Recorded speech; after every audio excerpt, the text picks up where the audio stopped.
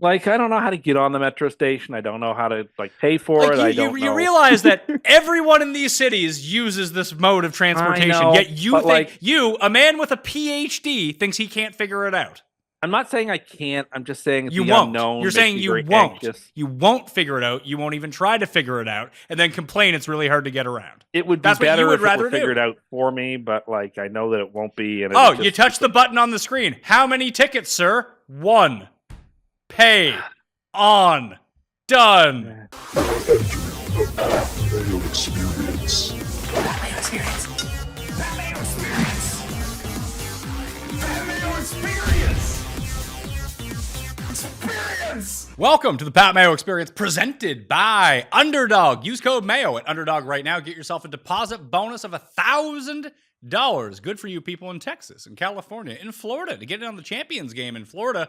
So go use code Mayo at Underdog Fantasy right now. All right, smash the like and sub to the channel while you're here. Geoff, do you know we're only a few thousand short of 50,000 subs on YouTube? So I'd like to get to that number, wouldn't you? Yeah, come on, let's get there. Well, let's figure It's out. a lot. Do you get any of those plaques? They send you anything for that, or we're not quite in that tier? I have no idea. Did they send people plaques?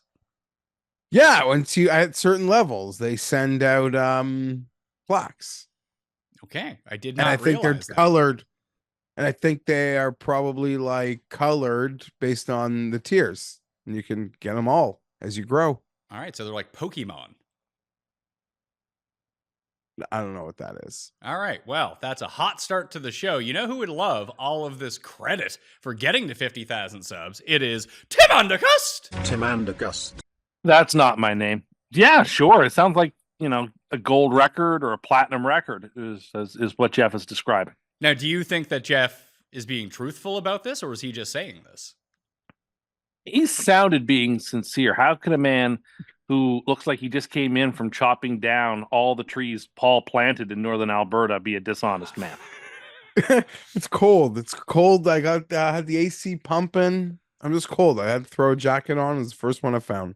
It's 27 degrees per my phone in Toronto right now, by the way. Yeah, I just in this basement. It's just cold. I had it was just the AC's pumping. I don't know. I'm an old man. Cold. I need a sweater. You look like you're kind of sweating, too. Are you okay? I'm doing fine. What do you think I am, Cam or something? Maybe. You might be. You've taken over now that Cam's skinny Cam. You're taking over for Cam on the show. Yeah, I guess. Am I on when you go full shot? Am I as red as Cam? No, you're not. But wait till I start sending you some Omaha steaks at Christmas time. Then you'll be plenty red. All Geoff, right. did you have Manchu walk for lunch? No, I didn't. Well, that's probably enough time to kick it around to avoid talking about the disaster of last week, except for Tim. Tim, you won Survivor. Yay! Congrats, Tim. Thank you. Should we start another one? I mean, you can start another one when I lose. Well, we did this last year, didn't we? When I won, we started the second run. I mean, I don't care. You can keep guys can keep going with Second Life. That's just as fun. But I get to keep going with Single Life. No, you're done in Single Life. You won, so now we're gonna start a new one. Okay, but if I keep winning and not using those teams, I don't take from me the chance at a perfect season until the perfect season is gone. Is all I'm saying. Well, you know what? I'm not even going to tell you which teams you've used already, and eventually you'll forget and use them twice and be DQ'd from your perfect season. Well, then I'll keep track myself. Shouldn't you be playing in another? Since you always claim you're going to go perfect because you've done it before. No. Shouldn't you be playing in something where you would get money for this? I'm getting credit. The credit Well, you just got credit. You already won. Why do you need more credit? Yeah, and that was really nice. But now I'd like to see how far we can get. Well, did you know if you just win at 2-0, you get a plaque in the mail, Tim? Oh, do I? Do. Based on the color is based on how many weeks you've advanced in Survivor. Yeah. So okay. Do you know what? Well, we'll give you the win on this one, but you've used Buffalo and the Chargers so far as your Survivor picks. Do you just want to keep rolling, but you don't get to use those two teams, and we'll pay in again? Yeah, sure. I mean, I just don't. Yeah, sure. Are you good with that, Geoff? I have no problem with it. Okay. Now, the picks last week are not so hot. Geoff won the week at 9-6, bringing him to the only guy above 500, 15-13. Nice close with Atlanta on Monday Night Football. I was a impressive 4-11. That's my worst week in 3 years, I think. 13-15 for the season. Hot week 1, bad week 2. You know what the funny thing about this is, though, Geoff? And I know this happens to you from time to time. I was so heavily invested in my gold pick, Super Lock, from last week. I lost money in week 1 going like 9-3, and I won money last week going 4-11. Yeah, I mean, I could see how that can happen. Brown's money line, baby. I feel like I had a good week with the picks, but I just got burned hard with a few games. Football's back. I'm losing money responsibly at the moment. Tim, you were 7-8, and the coin was 7-8. Tim remains in last at 12-16. The coin is 500 for the year, as the coin should be. 14-14. It's been a tough start to the season. You say I was 7-8? I have you at 9-6 for the year. Okay. Oh, here we go again. Yeah. Do you want to go back? And No, go that's through the good. games, That's Geoff? good. I thought that's fine. That's good. I'm surprised we got 3 weeks before, or 2 weeks in before he started openly questioning you on the win totals. So that's something. Super Locks, I won to go to 2-0. Geoff pushed to remain at 0-1 with Seattle, and Tim won his Super Lock, and he is now 1-1. You had the Pittsburgh Steelers, Tim? I did. The free Felt money good about it. The free money was not free money last week. I think the opposite one. It might have. It really might have. Except for the chart. That was the one team favored by 5 or more points that actually covered a spread last week, and most of them lost outright. Yeah, pretty remarkable. I mean, some of those teams, we'll talk about it later, but like Atlanta should not have been catching that many points. Atlanta's like legit as good as anybody else in that division. And so it was probably nice to see the Falcons cover and win last night. To remind people that like they're not chumps. They're every bit as good as the other two. We'll see about that. I mean, they're one catch away from everyone talking about like, oh yeah, Atlanta, they're done for. They're 0-2 already. I don't know about that. I mean, Barkley makes Tampa's that one play away. Barkley makes a flick catch and walks 1 yard and the game is over. Sure, but like there's all kinds of plays that like if that didn't go that way or that didn't go that way in a 1-score game that can be decisive. I agree with you, but like okay, Tampa was 1 play away from losing to Detroit, so these things happen. I would say that those are 2 completely different scenarios, Geoff. Like one was not completely different. One was a screen pass to end the game that was in his hands, fell out of his hands. If he just caught it and fallen down, they would have been fine. By the numbers, Detroit dominated that game. We got to score. Yeah, you got to score a touchdown eventually and stop Baker from being Michael Vick. That's a problem. Not if you're Washington, you don't. You don't get to play the Giants every week, whose kicker got hurt. Yeah. So I mean, listen, I put it. Did you happen to listen to the power ranking show, Geoff? Because we had to release it late yesterday because Jake had a medical emergency. Yeah, I did. We did all the teams. Yeah, I liked it as requested. I thought that made sense. There's no point in leaving out that middle tier. I got to like the Chargers played a 1:00 game with 10 games on. It's embarrassing how little of the rest of the league I take in when that happens. So it was informative for you. So people complained the week before that we didn't do all the teams. Now they're complaining to me, both privately. I'm getting DMs about it on Instagram, of all places. People tweeting at me, leaving in the comments that I didn't time code every single team so they could jump to their team. I don't fucking care. Just watch the whole goddamn show if you're going to watch it. No. Like, listen, if you're a Carolina fan, assume your fucking team's in tier 8. The last tier. Yeah, I don't think you need to time code it. Yeah, that's a lot of extra work for me to go back through the show and time code it. I want to do that. I support you.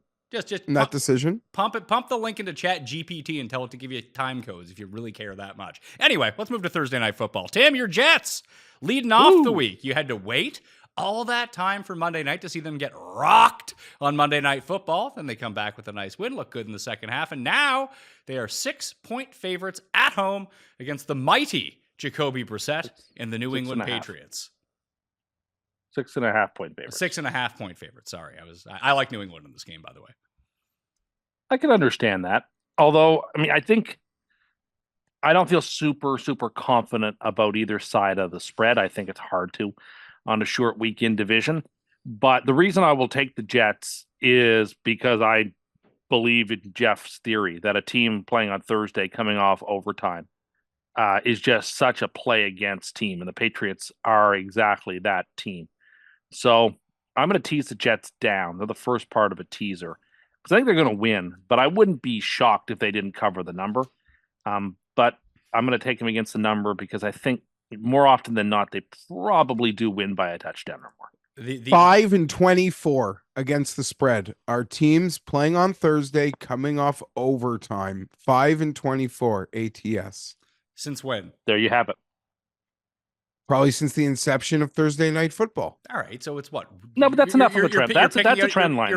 That's a trend line. The course of 20 years and 30 games. No, but you know what? That's actually enough of a sample size to say that's probably significant. I hate overtime games with Sunday. You tell me you played 5 quarters and you got a game in a week, I like to fade you. And the reason it makes it and it's a common sense statistic, which is what makes it that much better. Is that when you think about it, the team coming off overtime playing on Thursday should be that much more challenged to play. That's home opener. So, whatever. I don't know how much that really matters. Yeah, what Rodgers hasn't lasted more than 4 plays on MetLife turf. Yeah, that's true.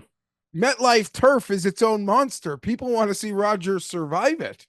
Yeah, that's true. I don't know if you think I'm joking or being serious. I'm not. I wasn't upset that we started our first 2 games on the road on grass in Nashville and San Francisco. I'm actually joking. Like, I know MetLife is known for shitty turf, but it is bad turf. But like, I don't mind us starting on the road the first couple of weeks. Have those home games later. That's fine with me.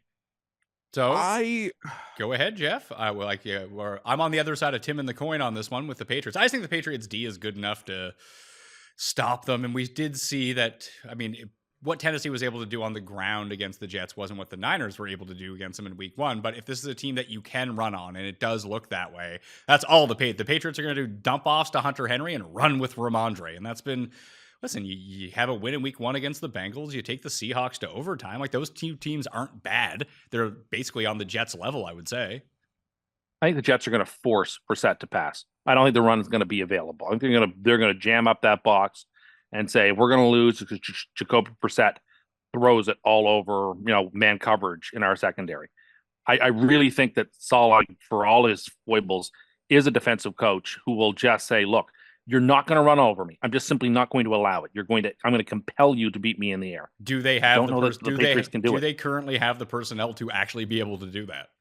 If you put enough people in the box, if you play a 7 or an 8-man box, you're going to be able to stop the run. You're just going to force the other team to pass. And with the corners and the secondary the Jets have, I think against the Patriots skilled position players, it sets up well. The Patriots are not a great matchup for the Jets. They're kind of like the lesser Jets, Geoff, like with the way that they're constructed. I thought it not there. I'm not there with you. I thought the Jets showed something in that win against Tennessee. That they barely beat Tennessee? Great. Yeah, I don't know. Okay. I don't know when. I know I'm not allowed to do this much longer, but it's only week 3, and I am not abandoning my priors. I'm not living dying by them, but I believe the Jets to be a team that can contend for the Super Bowl. I believe the Patriots to be a team that contends for first overall. Short week, off overtime. Their defensive captain got injured, so there's a lot of things going on that front. I gotta pick the Jets here. I would feel comfortable. I'm not getting the agreement on it, but I managed to survive the bloodbath with my one surviving circa survivor team, 73% out of the pool through 2 weeks. I'd like to use the Jets. My buddy doesn't want to use the Jets. So that's fair, but that's how much I think of the Jets. And this is like like Rodgers gets to do the home opener again. I think they beat them down. They cover this. If you Easy teaser game or something. Well, I mean, Tim's already put it on the teaser, so it could be cursed at that point. But would you have the same stance on the Jets if you didn't bet the Jets to win the Super Bowl? Would you be willing to give up on your priors? Though. Yeah, but would you be willing to, let's say, but I'm sure you had priors on a lot of teams that you're probably still sticking to, and that's fine. But coming into this, if you didn't have that single bet on them to win it, like you really, like when coming into there, did you think the Jets were the actual favorites to win the Super Bowl? Is that why you bet on them, or just like what the odds were? I thought what the odds were. I think if things break their way, they're one of the teams that I could see, given the Chiefs a tough game. But it's week 3. So I'm still allowed to hold on to this team that I bet to win the Super Bowl to beat a team that I believe is still drafting in the top 3 on Thursday night, getting their home opener, getting a redo in some ways of the prime time. Like just getting a redo, like take 2, action, take 2. That's what they get to do now at home. That last Monday nighter carrying the flag. I'm sure he'll carry another flag or something. It's a home opener, and it's take 2. And I believe it's going to be beating that team by more than a touchdown. Let's go to Sunday. They've divvied it up nice this week. I think it's 6, then 5, then 2 on Monday night plus Sunday Night Football, which is far more palatable. And you have the Chargers in the early slate of games as well, Geoff. So this is nice for you. You can watch the other teams later. I guess I don't like playing in the early slate. What do you like? Well, what makes you happy? 4:00 CBS. Vern Lundqvist. That's Dick it. Emberg from Qualcomm. Yeah, what do you mean? I don't like. I just like sometimes fans who are hardened where their team plays mostly at 1:00. When they play at 4:00, they feel disjointed. I feel privileged that my favorite team plays 85% of their games out of the 4:00 window, so I can just be enthralled by the 1:00 slate and not consumed by one game. So I'm just happy that I can enjoy Sunday and I don't have to watch or worry about my team's upcoming game or current game. I can just watch the games. Yeah, I don't know. I don't like when there's 10 games on and the Chargers are playing. I'm going to miss a lot of other games. Although to be fair, there was no reason for you to watch the second half of that Chargers-Panthers game. That game was over. You could have and probably should have flicked it to Red Zone or something else. There was no need to watch that. You flick back during commercials or whatever. But like, even the most diehard of fans are probably not sticking with that game when it's clear it's over.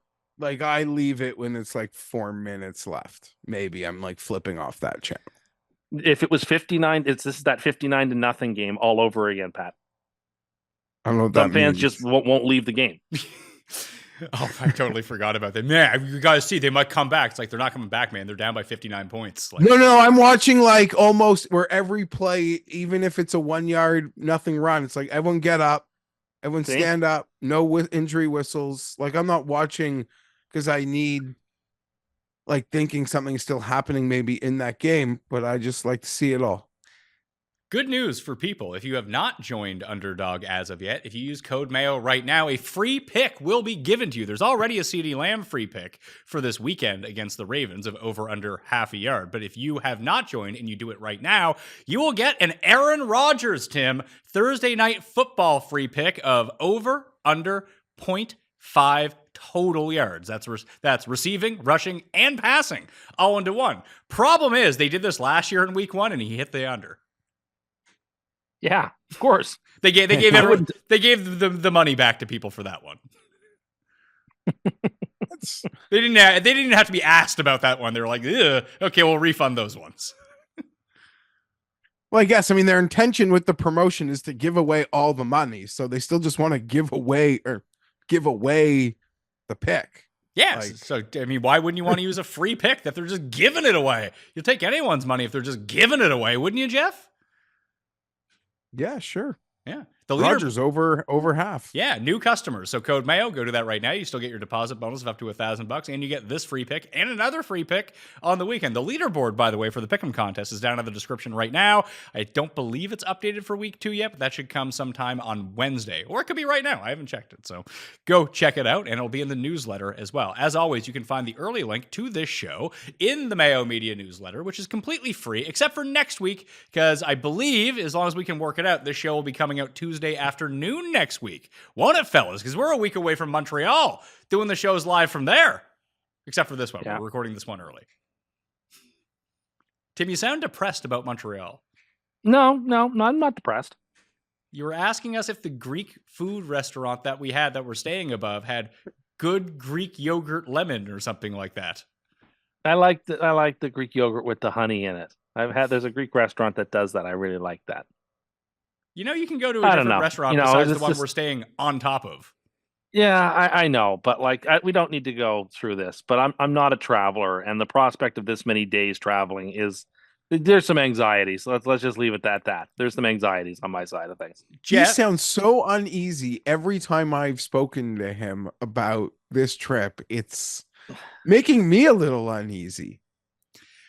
you were fine when we went to Super Bowl, Tim. Like, it's not going to be any different. Like, even towards the end, it's like, oh man, like this is a while now. like, it's not like you had to do anything. No, it's just whatever. It's just what I'm just gonna keep my opinions to myself and just deal with it.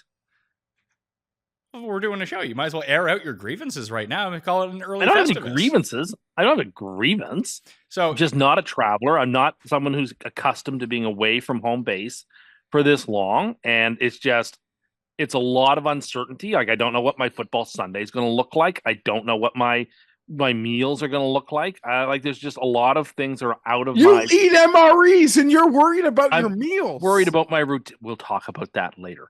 I'm worried about my routines. I'm just going to be out of my routines and just anyway. I'm a creature of my comfort levels, and so I'm going to be really out of a comfort level for several days. And for someone like me, that's a little disquieting. You just seem so nervous about it. Yeah, there's a lot of nerves. I'm just going to have to get over it. that's right. Just get over it. And then you'll be fine. But I want to know who's more freaked out, because we're doing the blind tasting menu, because on Kenny's dime at a very nice restaurant. Geoff, do you think you're more worried or Tim is more worried? Not even close. This is not even close. I am probably so many definitive gaps more worried. I might, when it's over, like I am a great teammate. I am a great teammate. I will never stop any of the group from wanting to do something. I might just like before the dinner eat some weed and air and hope there's a bread basket. Like I'll chip Kenny back. I'll just have some drinks. I will not guarantee that there are things I just like might not eat, and that's fine. I don't care. That's okay on a tasting menu. You try something, you don't like it, then yeah, like whatever. You wait for the next thing to come out. That's the fun thing about a tasting menu. Also, it's not like we're going to some crazy place. The tasting menu is going to be like little piece of steak, little piece of Cornish hen. Like it's not insane food. Yeah, so that's good. That's fine. Now, I mean, Jeff's probably more nervous about this, but like the very idea of the tasting menu sends my anxieties right through the roof. Me too. Right I would through never. the roof. People eat I like just, fucking. like- You guys, it'd be like me bringing my kids to a fucking tasting menu. No, it's- that you're complaining okay. that there's no like nuggets on it. No. I just like a menu. That's all. I don't like mystery. I like having some say over what it is that I'm going to consume and having a menu and that kind of stuff. And like, yeah, I mean, again, so it's just another anxiety on top of additional traveling anxieties. Like, all right, great. But Tim seems way more like I don't think we're close. I don't think we're close here. But it's okay. I went to Montreal a lot in my youth, and if you needed chicken tenders at 2 a.m, I know just the place to get them. Still in business. Deliver. Well, I just wanted to tell everyone we're going to be there, and we're going to have this show coming out early next week. And then the three of us, plus Kenny, plus Byron, plus Paul, everyone who's coming, hopefully Cam, probably not Cam, but hopefully Cam, will all be there. Hustler's going to be there. He's joining us at the tasting menu dinner as well. And we're going to be doing content from the course, from our studio up there. So please tune in all week, help spread the word, show around, everything like that. And Code Mayo and Underdog helps us pay for this kind of thing. So that'd be very important. If you have not signed up as of yet, you get that free pick and you can help us do more fun stuff. Maybe the goal of all of this, Geoff, is to do like the London or Germany game in like next year or something. I don't know that I could do that. I think I would have to just be the foreign correspondent from the local area. I don't know that I could do it. Why? I don't understand. You just like Google Earthing something. I don't know. Then... I don't know if I could do it. I'm a bad traveler. This stuff causes me a lot of anxiety. Paul, You yes. seem like Paul you wants have to chime such in. Tim sounds like we're sending him like to like frontline infantry in like Ukraine or something. About going to Montreal to like a nice hotel and like probably like a 5-star restaurant. If we were going for 2 Michelin days, star I don't think. restaurant I or think something here. it's not. It's the length of time in addition to, like, if we were going from a You don't Friday do to anything. a Sunday, that'd be fine. But Thanks, like Paul. the length of time, just, I don't know. It makes me very, very, very nervous. Do you want me to get you like your own separate place where you can just be there by yourself and you can set up a routine? No. I will adapt. There's one thing that can be said about me is I am able to adapt to the circumstances in which I find myself. I just don't know what those circumstances will be. Like, if I'm home and it's 4 a.m. and I want a DC and I'm out, I can get in my car, go to McDonald's, go to the drive-thru, get a DC, go home. Well, this is the sort of thing I can't do, right? Like, these are the sorts of things I think. Why can't we just get you DCs for the fridge? Yeah, and why we you can? can. Well, we will have to, because that'll be a necessity. Well, you mean yes So and that's no. fine. It would probably take you less time to Uber Eats a Diet Coke from McDonald's to where we're I staying. won't do that. I don't do that. Like, Tim, I'm at this, at least this moment, planning on driving because I don't know, there was the strike potential in the air. And when I was looking at booking, and I've seen recent train horror stories, I'm just looking to enjoy like the 4-5 hour drive. I'll go to the grocery store. We'll get shit. That would actually Like- be a good segment that if Pat could ever figure out how to record it.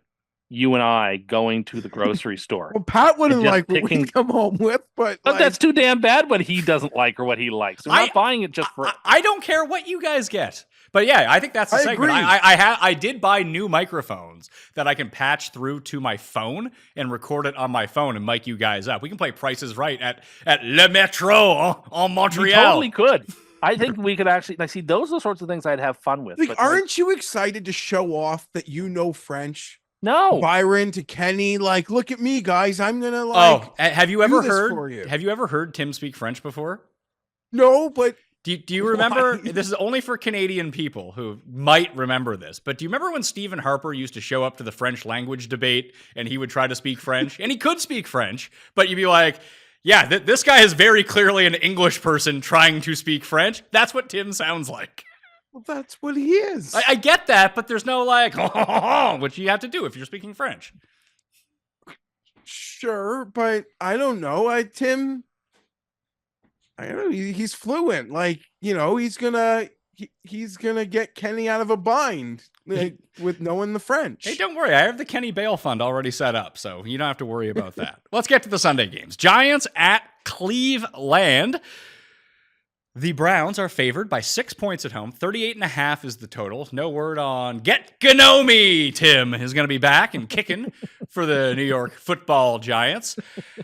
I want to see, and obviously I'm not going to know this, Geoff, before the game, but this is a prior that I'm sticking to, that I still think that the Browns have one of the more elite defenses in football that did not rear its head in week 1. They looked very good last week and made the Jags look terrible. And that was on the road. Usually at home, they play a little bit better.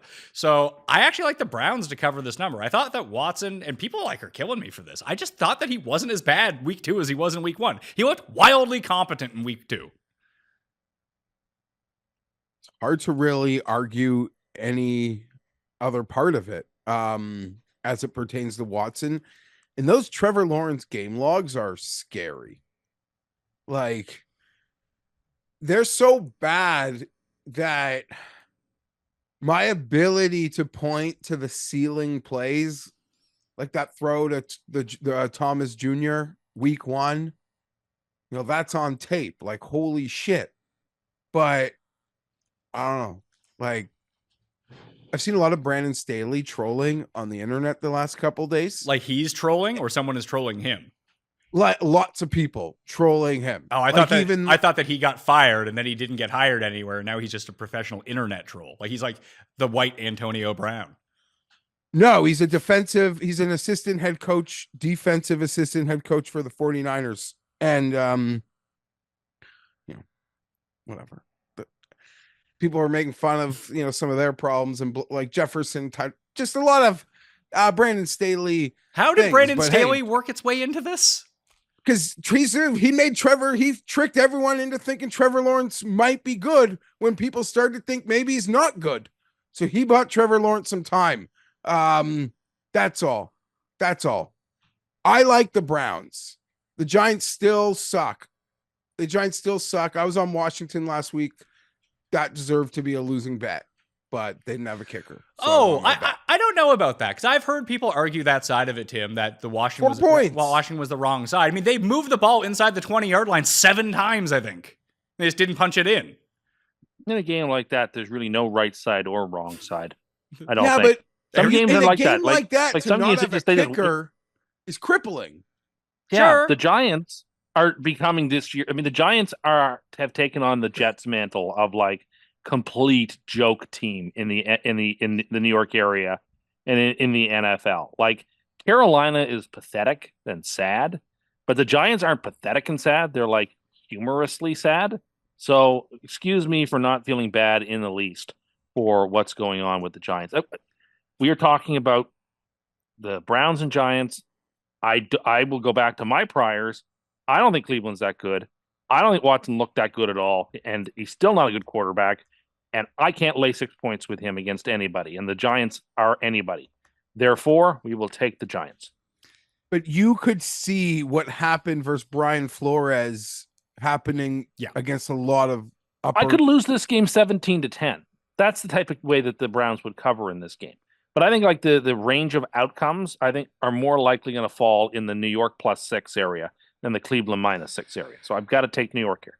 I would almost lay whatever the books want against a defense and a coordinator that I trust against the Giants. I'm going to try that experiment going forward. And Jim Schwartz, this group, they still count in that category. So I'll lay it. That's what the books want. We'll lay it for now. Now, you see what Tim did there when he was assessing Watson. He tried to put the words in my mouth that I said that Deshaun Watson was good. I never said that. But that's what people keep doing. That if you say anything positive about him, that he was better than he was the very first week, people just assume that all of a sudden you think that he's good. He's not good. But I think if he's not turning the ball over all the time, there's not much he really has to do if the defense plays up to its capability, especially in this game. Like, this is a game that I understand it. This is the game that the Jets could have covered last year with Zach Wilson.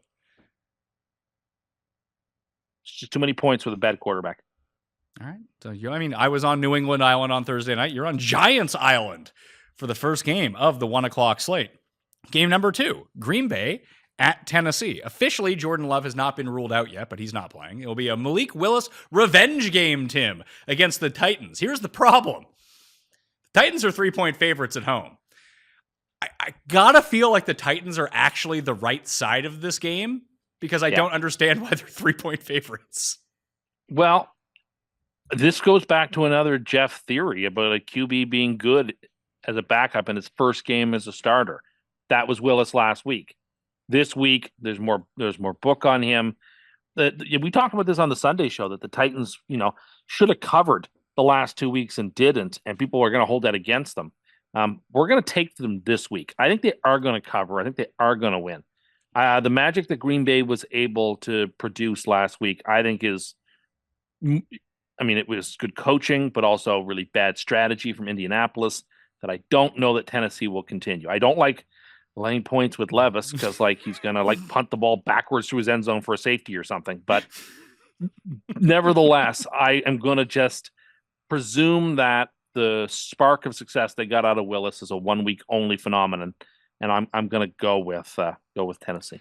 I'm going to take Tennessee as well. So I guess we're playing a game on this show, Geoff, is how often can I lose betting Tennessee against the spread and feel like I probably should have won it? Because they're going to lose by 1 or something like that this week in the stupidest way possible. Levis actively giving games to the other team is infuriating when you have money on it. Imagine being a Titans fan. How's your Titans fan friend? How's he feeling? Oh, he moved to San Diego to get away from them? Like last week, like he saw Will Levis. He's like, fuck this. Get me out of this time zone. You gotta be crazy to move to that state. What? You wouldn't live in San Diego? I wouldn't. I mean, oh, I'm sorry. Enough going. I'm sorry, Geoff. You have to pay too there. much in taxes. You live in fucking Canada. No, I got enough going on. If you're going to move to the U.S., yeah, like California would not be the state people would move to, and I got enough. It's losing population for lots of reasons. I love San Diego. I love San Diego. I'll probably be going there soon, but certain like desires for San Diego, I don't have the same ones anymore in terms of how much I want to. Is it still the nicest city in America? Because I've heard that. Yeah, I love it, and it's still pretty good. They've done a good job at geez, I don't know how to say this properly. I guess of all places, they've done a good job of like not being like the other parts of California as best as they can in San Diego. So credit to them. Love it there. It really is the best. Oh, Oceanside, Carlsbad, La Jolla. My friend just played, my friend just sent us pictures. He played Torrey North and South this weekend. Yeah, beautiful. Boring course. Every hole's the same. The cliffs of La Jolla, the Santa Ana winds. Oh, just beautiful. Just beautiful. Makes me miss my grandpa. One underrated part of Tennessee that it's difficult to figure out because the Jets offense hasn't looked very good. Obviously, we've seen what's going on with the Bears offense, but statistically, their defense has been really good this year. Yeah, another reason to be very concerned about the Packers. Tim, I saw at least the numbers showed that you guys made Kenneth Murray a whipping boy last week. I'm happy to have made you happy. Yeah. And a lot of Titans scrubs have really been stepping up for the Chargers. So I've been giggling at that. The Titans are the only side in this game. I think so too. There were 2s or maybe a 2.5 like yesterday. I didn't bet it. So am I running to bet the 3? No, but in terms of like talking about the game, feels like there's really only one side that I want to bet. I was on the Packers last week. I ignored how bad Malik Willis was, as sort of Tim pointed out. It's not that I think the quarterback plays well. It's just this dumb psychological thing that I don't even think bears out in the numbers. But I believe, like, I trusted the roster and the coach that they were going to carry this loser quarterback for a week. I don't know if they're going to carry him for 2 weeks. I'm on the Titans here. It's a round of Titans, a sweep. And in fairness, we had a round. Even the coin agreed with all three of us. We all took Green Bay last week, and we all kind of read the same tea leaves. But I think a lot of that was a play. It's funny because that was a play. Like, was Jordan Love really worth, 8.5 points against the spread or whatever the opener was for that game when it looked like that he was playing? Probably not. I don't know if anyone's worth that many points. And just being at home is very helpful. And I'm not saying Tennessee is better than Indy. I actually don't think that they are. But you can see the sort of game where Indy just, if you force them to play on their heels, they're probably not going to be very good. And that's what Richardson was. I'll tell you. Not very good. You'll tell me what? I can't wait for this dynamic to play out later in the show because I'm going right back to it, and it might be my super lock. Ooh, I like this. Chicago at Indy is the next game. So maybe we're at it already. Is this the game that you were talking about, Geoff? Because Indy is a 1.5 favorite at home. 43 is the under. Actually, it's down to a point now, by the way. So it's minus what a shock. -1 for the Colts against the Bears. People like what they see from the Bears, obviously on the defensive side of the ball, but I don't, besides Carolina, Geoff, has an offense looked as inept as the Bears offense? This is not the game. Denver. I was referring to more. Sorry, that's probably my fault. I'll just always take responsibility. I'll take a bullet for Tim anytime. Denver looked like shit. Carolina, that's the worst I ever seen. I mean, we'll talk about it. We'll talk about it when Carolina plays. I am taking Indy here. I don't love the pick. Pat, yeah, you said earlier, maybe you made a point. Like, what makes you happy? Like, what makes you happy? For some reason, as a 40-year-old man, some say 40-year-old man child, whatever, I'll take the insult.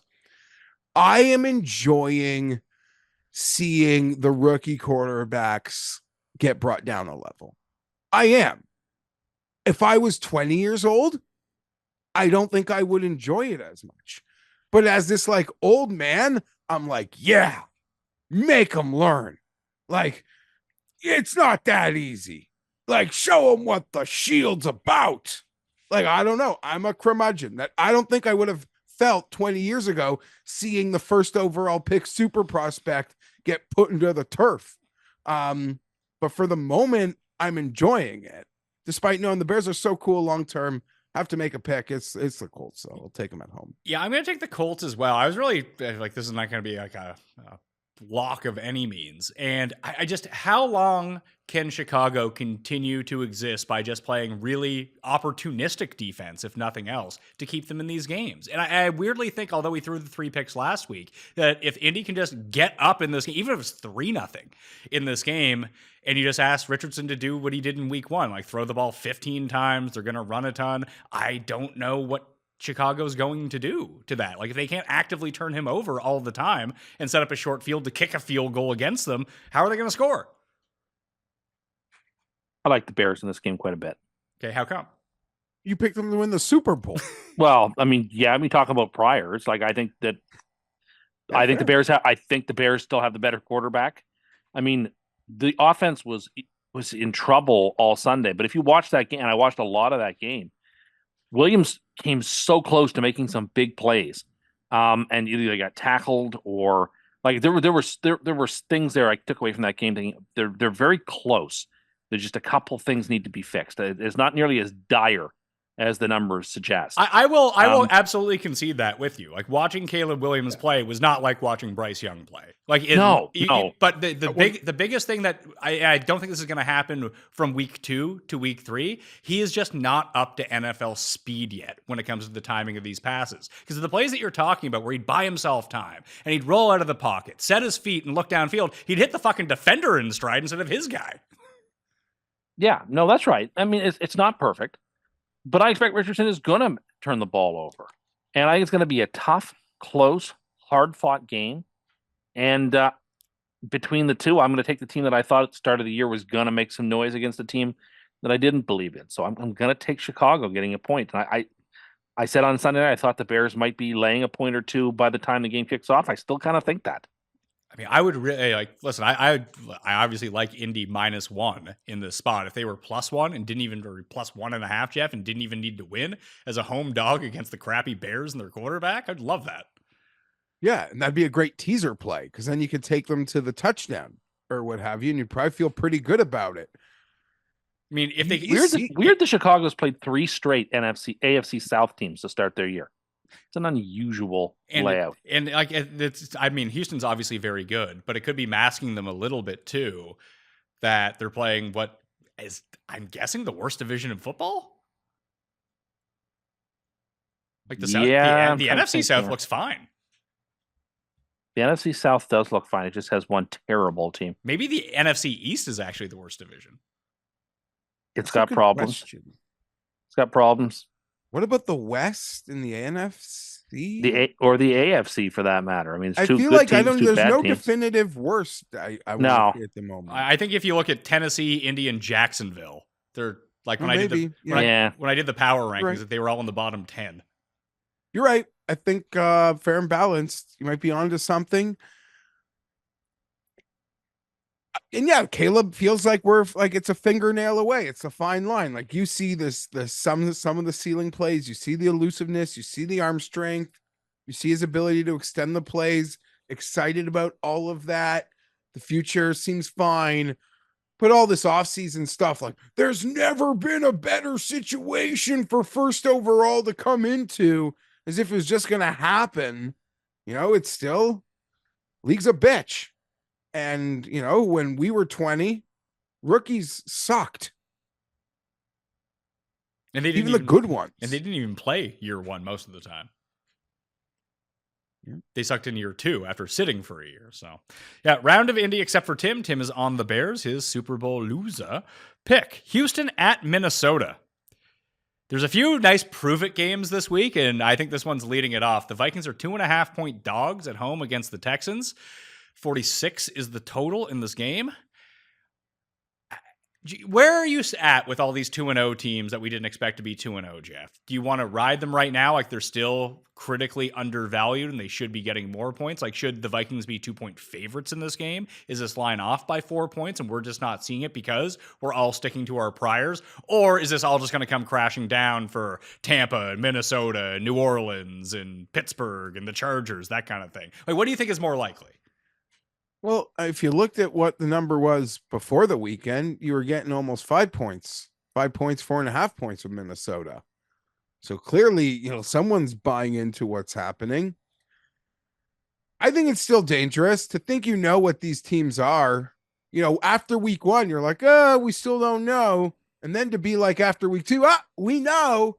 I think that's pretty dangerous. And we've seen a lot of weird things happen in week 3. And I think we're still in for, this spread wouldn't be part of that really, but I still think we're in for another bloodbath. There's an insane stat out there about underdogs of like 5 points or more, like 8-2 or 9-1 ATS so far. And the amount of outright wins in that is just phenomenal. Now, do you think that's because those people use code Mayo at underdog and they're using the free picks to bolster up that record? Potentially, but I believe, I don't know what I believe, but I just think I'm trying not to still overreact to anything. With that, I think Houston might have the best roster in the league. Through 2 weeks, Tim, both of these are top 4 defenses. That doesn't surprise me. San Francisco, I think, is an awesome football team. And Minnesota beat them fair and square. That's all I need to see for this week. If you're going to say that like Detroit was a fingernail away from winning that game, basically the same thing applies to the Niners. No, they were down 2 scores. And it finished at 2 scores. Purdy had a terrible game and they were in it the entire way. I think the Vikings, I think the Vikings are incredibly potent, and I still think there's some value on them getting 2.5 points here. I watched a lot of that Houston game on Sunday night, and they did not look nearly as impressive as I would have wanted to be. This is going to sound sad, but I'm really cheering for Sam Darnold here. I hope he does great things. And I hope he wins this game, and I hope the Vikings win this game. I think this is probably our main screen game on Sunday, and I'm here for it. Is this the end of Sam Darnold, Geoff? That would really suck. I love it. Darnold truthers. Still like being calm, not getting too excited, but I believe it, and I've said it on the show before. Sam Darnold is as good as the coaches who have wanted to be a part of him. And, that's Kyle Shanahan and Kevin O'Connell. So I believe he's better than people think, even right now. I'm sketched out about this game. I like Houston in this game, -2.5. We're not going to see 100% Jefferson. He's still dealing with the quad injury. He's going to play, it looks like, but he might be 75%, 80%. And you do need him to truly be a weapon in order to, I think, beat a higher class team like the Texans. And if the Texans defense is going to play as well as it has done so far, now they've played Anthony Richardson and Caleb Williams. We don't really know that much about their defense, and the Bears can't run the ball at all. So their run stop looks pretty good. Maybe Aaron Jones and Ty Chandler run all over them. But you also have the addition of, we don't know if Jordan Addison's going to play. That means we get another week of Jalen Naylor, who's still dealing with an ankle injury himself. That eventually, we saw this happen last year with the Vikings, that the Flores bringing blitzes from everywhere just gets beat eventually. And if we're just going to compare Stroud to Darnold, I like Darnold as much as you guys do. It's fun to see him do well. But this reminds me of the week 1 game where I took Dallas over Cleveland. I looked at it and said, Dak's way better than Deshaun Watson. CJ Stroud's way better than Sam Darnold, and I'll just take the 2.5. All I need is a field goal to cover. I'll do that. Road dome team too, Tim. But you know what? That I can't deny that. That is a point in Houston's favor. So Geoff, I'm going to join Pat. Okay. I'm going to join Pat just because in my head, I think Houston is actually arguably the best roster in the league. And this is them winning a game by less than a field goal. So that's just like, I don't know. I'm not going to overreact to a point or half a point, Houston. Philly at New Orleans is up next. New Orleans is another one of these teams that is now favored, though, in this game by 2.5 points at home against the Eagles. 50 is the over-under. When we guessed the spread on Sunday night, it was what, Eagles by 2, Tim? Correct. And it's shifted 4.5 points since the Eagles lost on Monday night in a game that they should have won when we played it out. And so if Barkley just makes that catch at the very end of the game, Geoff, what's the spread in this game? Eagles by 1? Yeah, I mean, that's a fair point. I don't need to really, I'm just taking the Eagles. I feel like this is a buy low. Is it a real bet?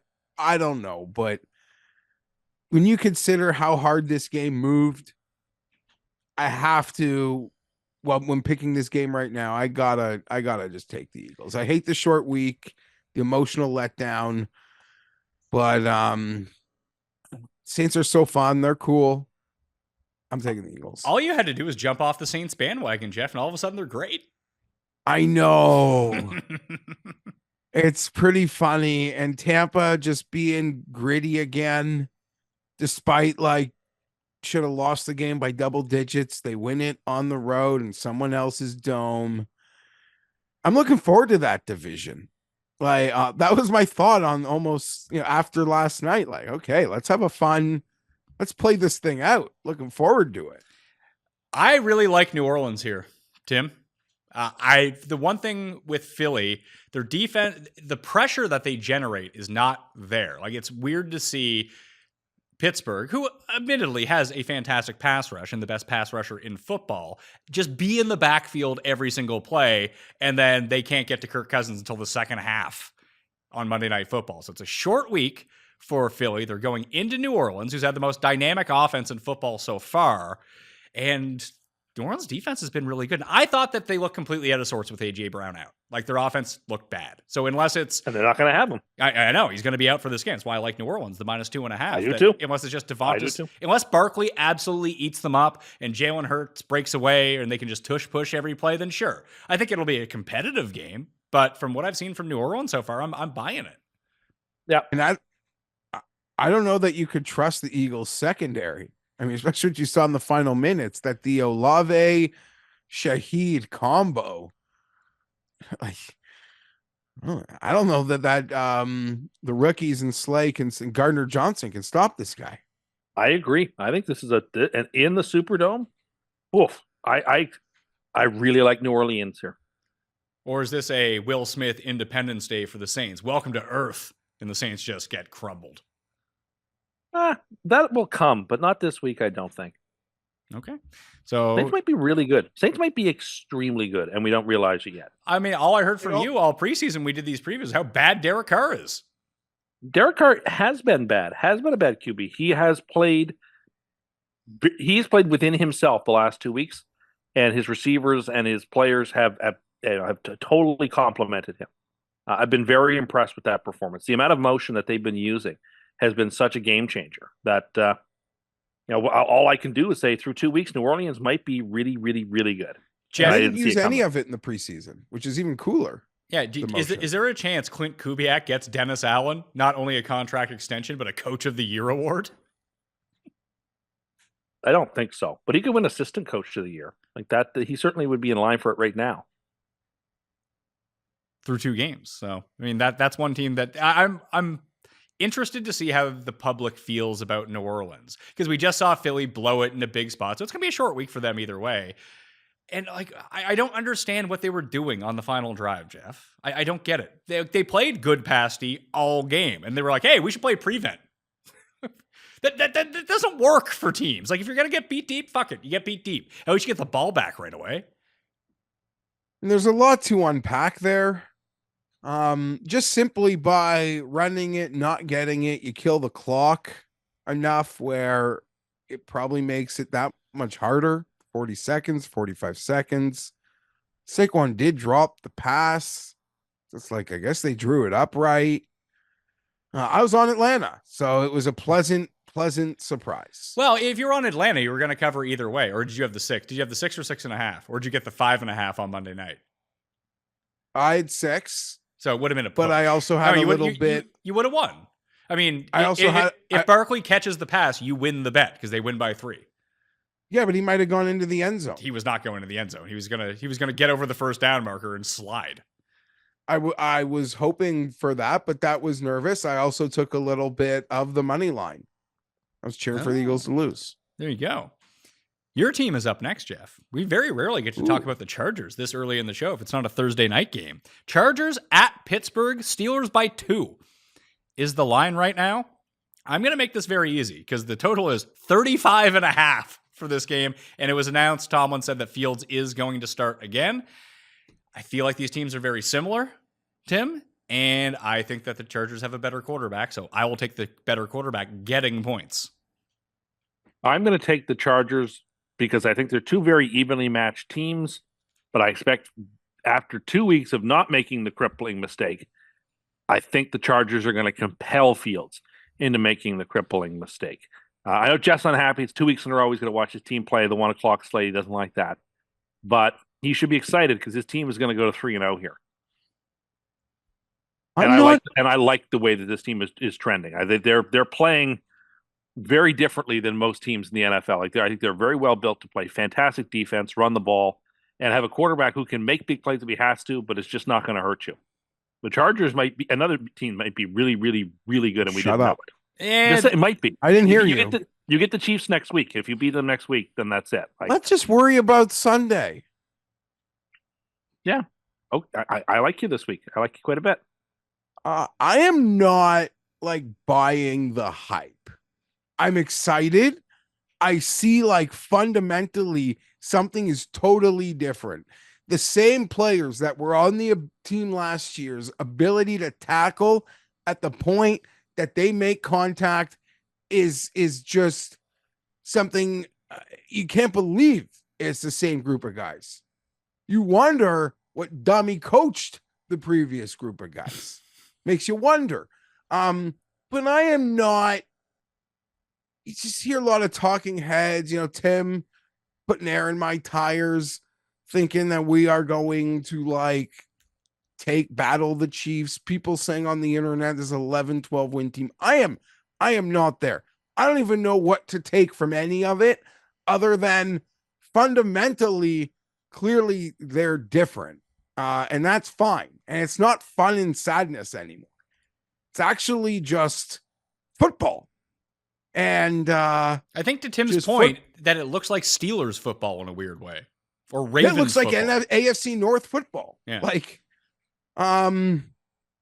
And that's fine. The one thing I do worry about, and it happened a couple times last game, is he's a leader and he likes to win and he will find his comfort zone. But in being asked to do less, I worry that Justin feels like when he's asked to do something, he needs to, he's trying to do too much because he's I don't know when I'm going to be asked to do something again. Because both plays, the interception and the fumble, were really just a product of, true elite skill set to extend the plays, but sometimes not necessary. They're staying out east all week. They're just camped out in Carolina. They brought the board games, team activities, bonding trip. Harbaugh's making a big deal about the Steelers. For him, I don't know if he's from Pennsylvania, but he's just making a really big deal. He went to Penn State, did he not? Michigan, come on. Oh, right, of course he went to Michigan. Yeah, of course he did. He's just making a really big deal. The Steelers are it's a holy grail team and their opener and they are football. And obviously whatever, none of that really matters. Chargers will take these points. I think they could be an advantageous teaser team because of, look at the total. Yeah. Even Pizzola would say, if you're going to play the teasers, this is probably the game based on the total. You get it to 8 or over the touchdown, and you're like, yeah, tease the Chargers up. Put them on the teaser. I've been talked into it.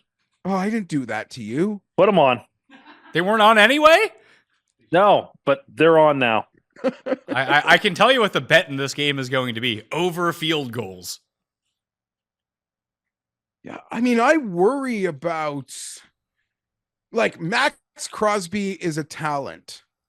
A Clowney, like not as good, but a talent.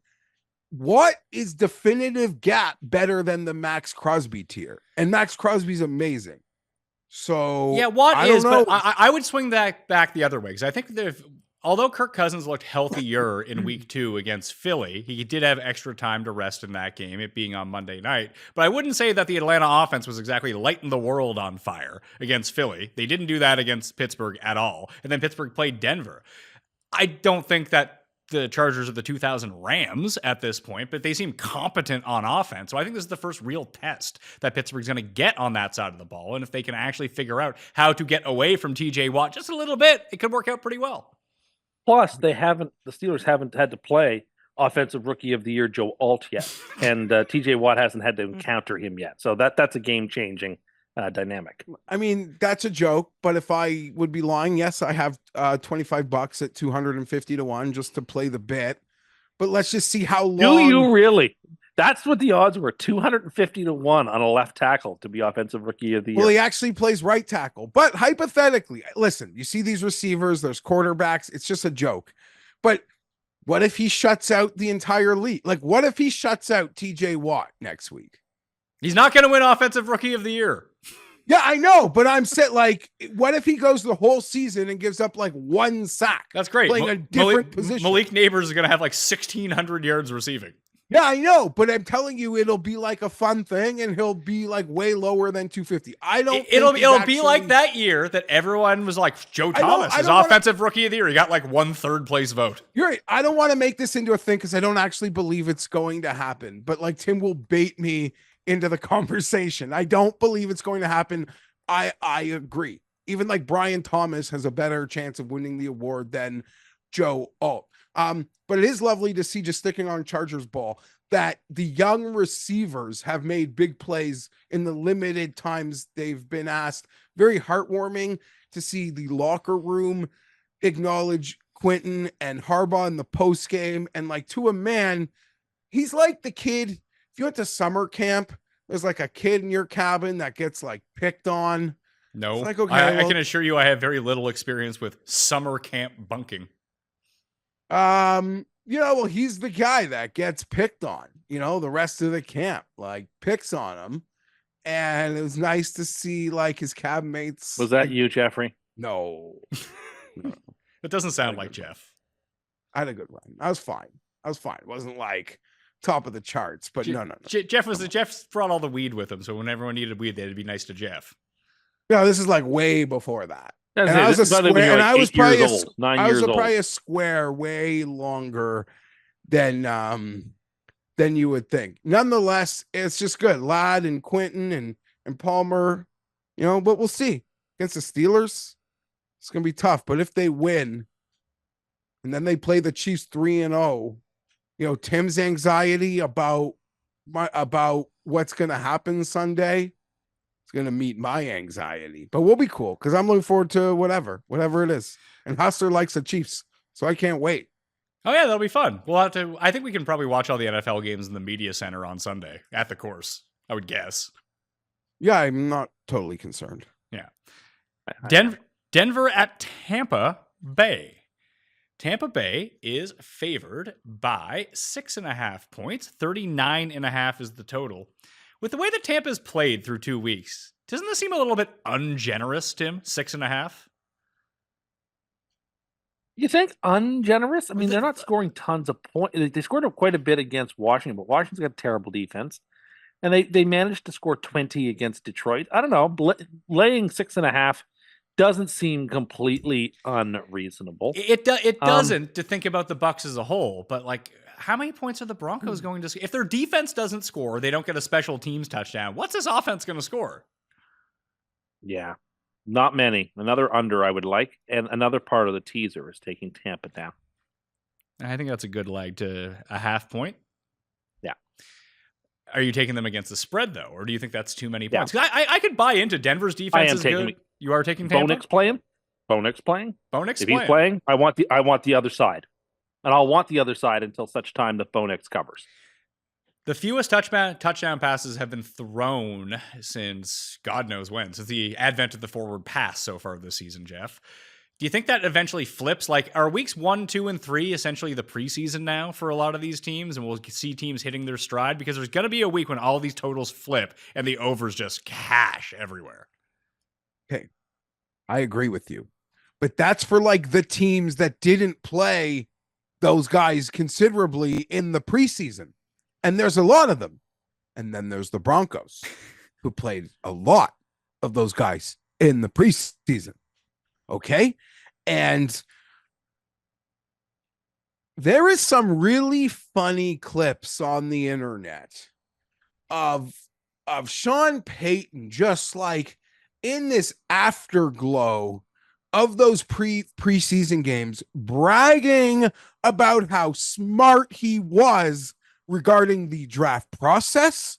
Literally in an interview with Kay Adams, comparing him like, I wasn't letting what happened with me and Mahomes happen again. Literally like walking like a peacock about how he played the board, made people think he wanted to move up, like was playing mind games with what the Vikings were wanting to do, all to land his perfect prospect, Bo Nix. I get those fuckers out of a bye. You see the way he coached last week? You see the way Sean Payton clowned himself on TV last week?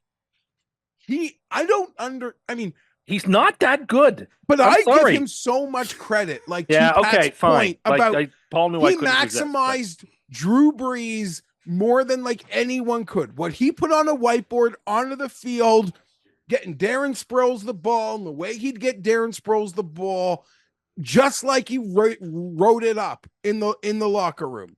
Magic. I don't know. The ladies' golf visor has deteriorated his brain over time. He doesn't have a Marquez Colston. He doesn't have a Michael Thomas, and he doesn't have a Jimmy Graham. You don't give him weapons that he can use, and you give him the quarterback that he had to take or whatever. Like, Broncos team is bad. He has not been a plus EV coach for them.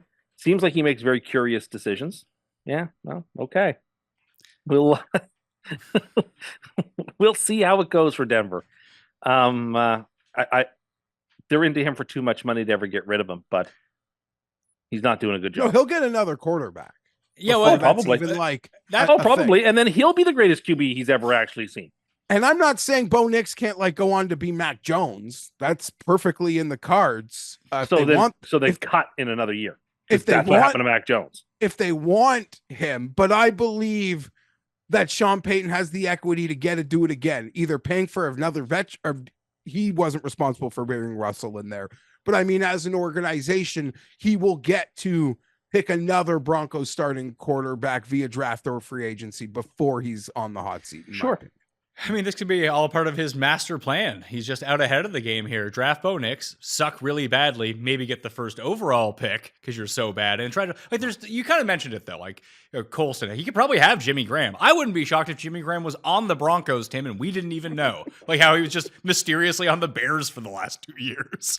But yeah, he scored a touchdown last year. We were all shocked in the room. But there's no one on this team. Like Surtain's good. The defense looks okay, but offensively, like they have nothing. No one. Sutton is a good player. They just don't give Sutton the ball. He's actually a good player. He's okay when like he was in talks in like the Ayuk trade and everything, and San Francisco was like, nah, we're good on Cortland Sutton. Well, San Francisco's lucky to have made that trade because they now have literally nobody to play when the ball gets snapped on Sunday at receiver, other than Ayuk. And Kittle. I'm sure I will have woken up the Broncos, but you can't wake them up. They're done for. I'm scared. You might have been. I might not have the power. You might have the power. I am a little hesitant on the number in some way because it's been mentioned. Tampa, like the Washington defense sucks, and Baker's good enough where at this point where he's going to have an easy time with that.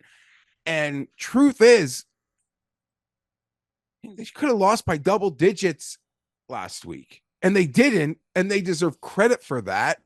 But maybe there's a come down from the like emotional playoff revenge game. And looking at some trends, which I'm not really into, but Tampa Bay laying points at home, like they are just a horrific. I mean, just they're a horrific. People make fun of the Chargers and some other teams for home field advantage. No one is 41-71 ATS at home in their last like 112 games. Like, so Baker has to like pay the price of Sean King, is what you're saying? no, I'm not necessarily putting it on that. I'm Not a saying trends guy something though, like, Tim. Not a trends guy. There's No, definitely not. I've never bet a game on a trend. I really don't. I'm just saying, like, historically, they are as in a way, if you were capping a Chargers game, someone would say, well, we're not giving them anything for home field. It doesn't get brought up when doing something re a Bucks game. I guess that's the only point I'm trying to make in that respect. I am still laying the Bucks.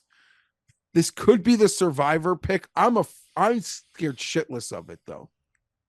I'm actually going to take Denver to keep it close. One of those Tampa gets up like 13-0 and just goes on cruise control, and Denver picks off some field goals along the way. They never have a chance to win. They somehow cover the number. The defense keeps them in it. I can't just take. I mean, I went with all the heavy 6.5 favorites last week. Guess how that turned out, Geoff? Poorly. Yeah, not very good. Double down. Yeah. What's that called in blackjack? The what system do they call it? Pressing? Yeah, no, it's pressing, but like if you lose the first one, Martingale? the Martingale system. Martingale system. Yeah, sometimes you do that with like a baseball team. If you get caught, like back in the day, keep betting the same team. Like, no, they're not losing like 8 in a row, and then holy shit, they lost 8 in a row, and you're dead. We had a friend do that one. We have a friend who does this all the time. He's also a terrible gambler. And just in general, I mean, he's so bad at math, but he thinks that he is a good gambler, which is amazing stuff. But Tim, what did he lose all of his money in 45 seconds? Oy. Just kept trying to double his blackjack bet over and over and over again. He lost like 6 hands in a row. He had no money left. It was like, hey, we'll all go with $500. We'll play for a few hours, see if we win, see if we lose, like whatever. And he's just done. And then he's like sitting next to you the entire time, telling you what you should be doing with your cards. He's that guy. Mm-hmm. You're like, hey, why don't you go like to the bank machine, man, or leave? Like this is horrible stuff. Hey, maybe you shouldn't have lost all your money in 40 seconds. Anyway, brings us to the midway point of the show, which means it's time for a mini version of Cust Corner. Cust Corner, it's Cust Corner. Cust Corner, it's Cust Corner. He's got the hottest takes with the highest stakes. He should be president of the United States, but it's Cust Corner, it's Cust Corner. Cust Corner, If you're like me, and you know, one of the difficulties you have at lunchtime when you're in the office is trying to figure out where to go that doesn't have ridiculous lines. The longer, the more and more people that are coming back to the office on a routine basis, the busier places are getting at lunchtime. And it occurred to me, in this era of apps and AI, there should be an app that I can open up that can tell me what the traffic is at every single fast food place near me, so that I can make a decision on which place I want to go at that time. Don't tell me that we can't have Google Maps already that tells you where traffic is on the road where there's a delay, and I can't have this. Now, it's not good every day. Like if it's Wednesday, it's Whopper Wednesday, I'm only going to Burger King. I get that. I don't need the traffic report every day of the week. I could probably customize that. But on a normal day, like if you're somewhere like where you have several options, my choice will be made in part by who has the shortest line. Tim. And so there should be like Tim, AI for you to Tim, click a button so I Tim, know exactly Tim, what the line is. Tim, it's called the Crowdless app. This already exists.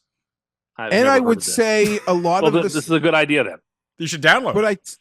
a lot of the pickup, like a lot of the apps, like for the place you want to go, Like will what show- my drive-through is like.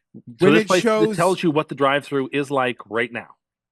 well, just and says people are like in the if I drive-thru. want to pick up, it'll say 10 to 12 minutes or 20 to 30 minutes. So Like, it it's- knows how many cars are in the drive-through lane right now, and I know I how. don't know about fast food drive-through, but I'm talking. That's what I about- wanted to know. That's what I want to know. Fast food drive-through is efficient. It moves fast. faster than the line. Just I don't want to be in the big lines. I want to go quick. Well, then don't eat it at fucking noon or So something. so if this app does that, that's great. But if it doesn't, then we need an app that tells you exactly What? what the lines are like at all the places around you. I don't want to be rude about this. Like we have AI these days. I don't You want I to just be- told you I- the app exists. You can download it and use it. I Okay. don't want to be rude about this, but like you're looking for an app to tell you the McDonald's line isn't busy at drive-through at lunchtime. Like, it's like, come on, Like, man. of course it is. Yeah, like what and you see in the States, like that Chick-fil-A drive-through, it moves. Like that thing moves. It might look huge, that In-N-Out drive-through, that is an efficient operation. There is no lollygagging. There is no lollygagging. That's a good point. How long do you find, even if, like, let's say I find McDonald's is quite efficient with this stuff because they basically already have the food made, just to keep everything on a continuous circle because they know they're going to be so busy. But I don't find like I've ever really waited that long in a McDonald's drive-through unless you order I do something. because I customize. Well, that's your fucking fault then, isn't it? So then they send you they probably say pull over and we'll bring it to you. The worst. I Well, you're hate that. Oh shit, man. You're special, so they're treating you special. I just don't like that. And then you have to find a spot. And then anyway, They have like specific spots you can pull into.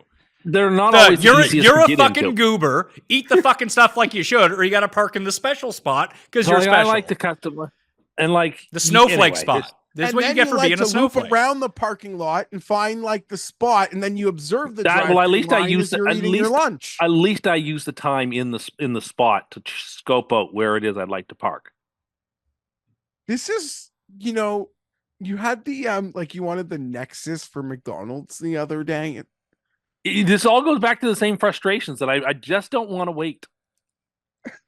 But aren't you about shared experience? Yeah, he's the same when it guy comes that to won't. waiting for He's my the fast same. food. He wants to use an app to find out how crowded a fast food place is. Yet he won't use an online banking app, and he'll go stand in the line at the bank, which actually takes forever. Well, I'm not doing that under the same time constraints. So if you had all the time in the world, you would wait in these fast food lines forever. Is what you're saying? Well, what You I'm could saying is I also would pick use- the place I want most, and I'd wait in the line if that's what I wanted most. Like- But like for me, timeliness, like I'm on the clock, it counts in terms of timeliness. I've Can only I got tell so you many minutes. something? Can I tell you something? Okay, hear me out, because I know you're afraid of these things. But like, you could pre-order on the app. The problem with McDonald's is they No. won't let you. They won't acknowledge that you're there until you're in range of the Wi-Fi. But Wendy's, you can ask them to start making the food at any time. So when you're 5 minutes out, you can have them start making it. You can walk right in and get it. But you're Well, I don't afraid want to get out use of my. the app, I don't want to get out of my car. So you can still do it in the drive-through. But it's like I'm on a clocked time here. I've only got 30 minutes for lunch. So I've then got to get it waiting in and 12, out. you can be faster than to park your car, walk in, grab it, and then go back to your car. And I don't I'm know. saying what you want exists. Like you can pre-order it. Well, what I'm being told by Pat here is that there's already something that exists that looks after this. So okay, great. Well, you but think you're looking here's for the issue. Here's the issue with that app. It's crowdsourced, so you are expected to contribute to that as well. So if you end up in a line at a McDonald's, you need to go on the app and be like, "Hey, there's a lot of line here." That's how people end up knowing. It's shared information, which you will never fucking do. I don't know how to do that. You Like, I use went the to Dairy app. Queen the other day, and it was so unsatisfying Why? because the Dairy Queen was right across the street from what I wanted, but the Dairy Queen didn't have a line, so I went there instead. What are you in a rush for? Yeah, you eat And your like- food in like less than 20 seconds. wanna- It goes from bag to in your mouth before the guy can even like ring you in. Well, how much time are you spending eating? It was a bad scene. What What, do you when was like, what day is- of the week was this? Monday. Monday at work, and you went out for lunch, or was this like after work? Oh, I was at lunch. Was that lunch? You couldn't have spared the extra 3 minutes it would have taken you in line? Well, just I saw there was a Because line. There was Dairy no line Queen, at Dairy Queen. Dairy Queen, not fast. Even if there's no one in the line, it takes them forever to get you your food. It did take longer than I would have expected, but at the same time, I got it, and there was no one around me, and it was anyway. The whole thing was like it was okay, but it wasn't what I wanted. You know what that's like? need to not. It's hard And like I think about these sometimes when I want to get frustrated, like, oh, that car in like front of me, I didn't get that light, or I know what I want to order at the sub shop, and this lady in front of me is asking like 800 fucking questions. She's like, it's okay.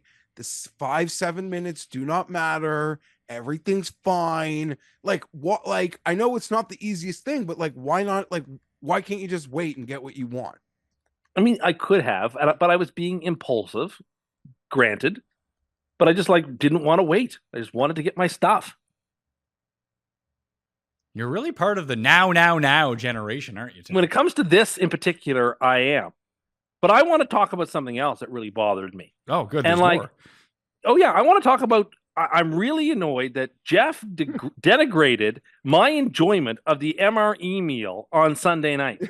I don't have any idea what's wrong with why he would denigrate me for enjoying what was a delicious hearty tortilla soup that had rice, that had lentils, that had beans, that had a real flavorful kick. It had salt in it, is what it had. You tell me what's so offensive about enjoying this meal, Geoff? Like what's wrong with me? Apparently, Okay, enjoying it to that level while being like afraid of a nice restaurant is very fucking weird to me. Yeah, it's insane Also, behavior. Yeah, like that's insane. Like to claim you're a picky eater, but you are excited for it's Jared, right? Yeah. Makes it. Did I get that right? I don't want to. Yeah, you're right. Jared made it. Yeah, I mean these are things. These are like rations in like wartime or zombie apocalypse. Bring it on. No one should have to. No one should have to eat these things. These like I think you got off the hook with the soup. I'm not really sure what it starts as. But soon, like it's just powder. You're gonna eat a meal that just starts from powder. And you're afraid of like a Michelin star restaurant. Let me tell you this, and you're excited to eat that. I'm a lot weird. I'm a lot, and I mean this in all. I'm a lot less worried about pulling my arm into that bin on Sunday night and pulling something else out than I am about the food that will be presented to us at that tasting menu. That's crazy. That is far more anxious craziness. about that. How can you explain to us why that's the case? Because after having had one of those MRA things, I know that everything I'm going to be served is probably going to be delicious. It's not okay, Geoff. I had some of this too. It is most certainly not delicious. Is it edible? Sure. Would I sit down and eat it? Absolutely not. It literally just tastes like salt. That's all it is. 2 bowls, it was so good. Yeah, and you know what? We looked up the nutritional value, very low in calories, but in those 2 bowls, which I think, Paul, they were larger than a serving each, right? If that bowl isn't the serving, then the serving like doesn't 3 mean anything. servings per. No, it was like package or 3 something servings like per bowl, so it was actually like 450 calories, and I think it turned out to be 470% of your daily sodium intake. It didn't even seem that much. Do you not taste salt? I thought it was really, it was delicious. I enjoyed it. And the fact that here I am enjoying a simple hearty soup on TV. Well, there was nothing. Hold on. There was nothing. Jeff was so there was nothing. I was shocked. There was nothing hearty about the soup whatsoever. It was literally named hearty tortilla soup. It's in the name. Nothing hearty about it, except in the title. I guess that's nothing, is it? So this is the same as your Diet Coke is healthy because it has diet in it. No, but it's healthier than regular Coke because it has diet in it. And like Geoff over here just saying that, I'm history's greatest monster for enjoying an MRE soup, which is quite delicious. Like, I don't understand the criticism. It's like self-heating food that you put in water. That's a powder that's literally created by like the Department of Defense for combat use. And no so one, what? It is the fact that you're like enjoying it and looking forward to it when it's not. I'm genuinely looking forward to Sunday night. One of the things I actually am upset about us missing Sunday night in 2 weeks is that I'm not going to have a night of trying this MRE food. That's you're messed. You're messed. You're deranged. I like it. Deranged. I hope we bring a packet with us to Montreal to have there. No, we can all share in it. We'll all share it. Not a chance. Not a chance. I've already looked at that shit. Dead cold in the face before. Hungry as fuck. No chance. I knew I wasn't dying, and I knew I'm out of there before I'm dying, and I wasn't eating it. I just think it's hilarious that you'll put your hand into a random bucket of this stuff, yet someone wants to present you with like a nice filet mignon. You're like, no, thank you. Well, I don't. Filet mignon doesn't bother me. I don't think filet mignon bothers Geoff either. His anxieties don't circle around filet mignon. But he's also not out here touting salt soup as delicious. No, but he has his other things he'll tout, and that's fine. Yeah, like dinosaur nuggets. I don't even. Nothing wrong with Dino Nuggets. I'm not even that If big you're of a if you're chicken 4 nuggets years guy, but old, I like Dino Nuggets. not fucking buy them shocking. You're sometimes. basically some hybrid of a 95-year-old and a 4-year-old when it comes to eating. I'm not surprised you like the MREs because after you served in World War II, you're probably used to it. It's just, God forbid I enjoy something. You enjoy. No, I mean, Like, how dare I? okay, so Tim gave a review of a restaurant the other day, Geoff, that we talked about this on the Sunday Night Show, that he hated. He said it was the first time I've actively heard him call the food bad somewhere. Do you know what he gave it out of 10? what? 8. Well, it wasn't that bad. Like, it wasn't inedible. I was fine. It just wasn't as good It's as an I 8 out of hoped. 10. You'd rate it 80%. So, like, is that the lowest possible grade that you give out? 80%? You think No, I you think- think anything I you can give the shove in McRib your a lower fucking score. gullet is delicious? Don't Expecting. yell at me. I'm still expecting you to be given a bit of a rude awakening when the food is like a solid. When it's like, we'll see.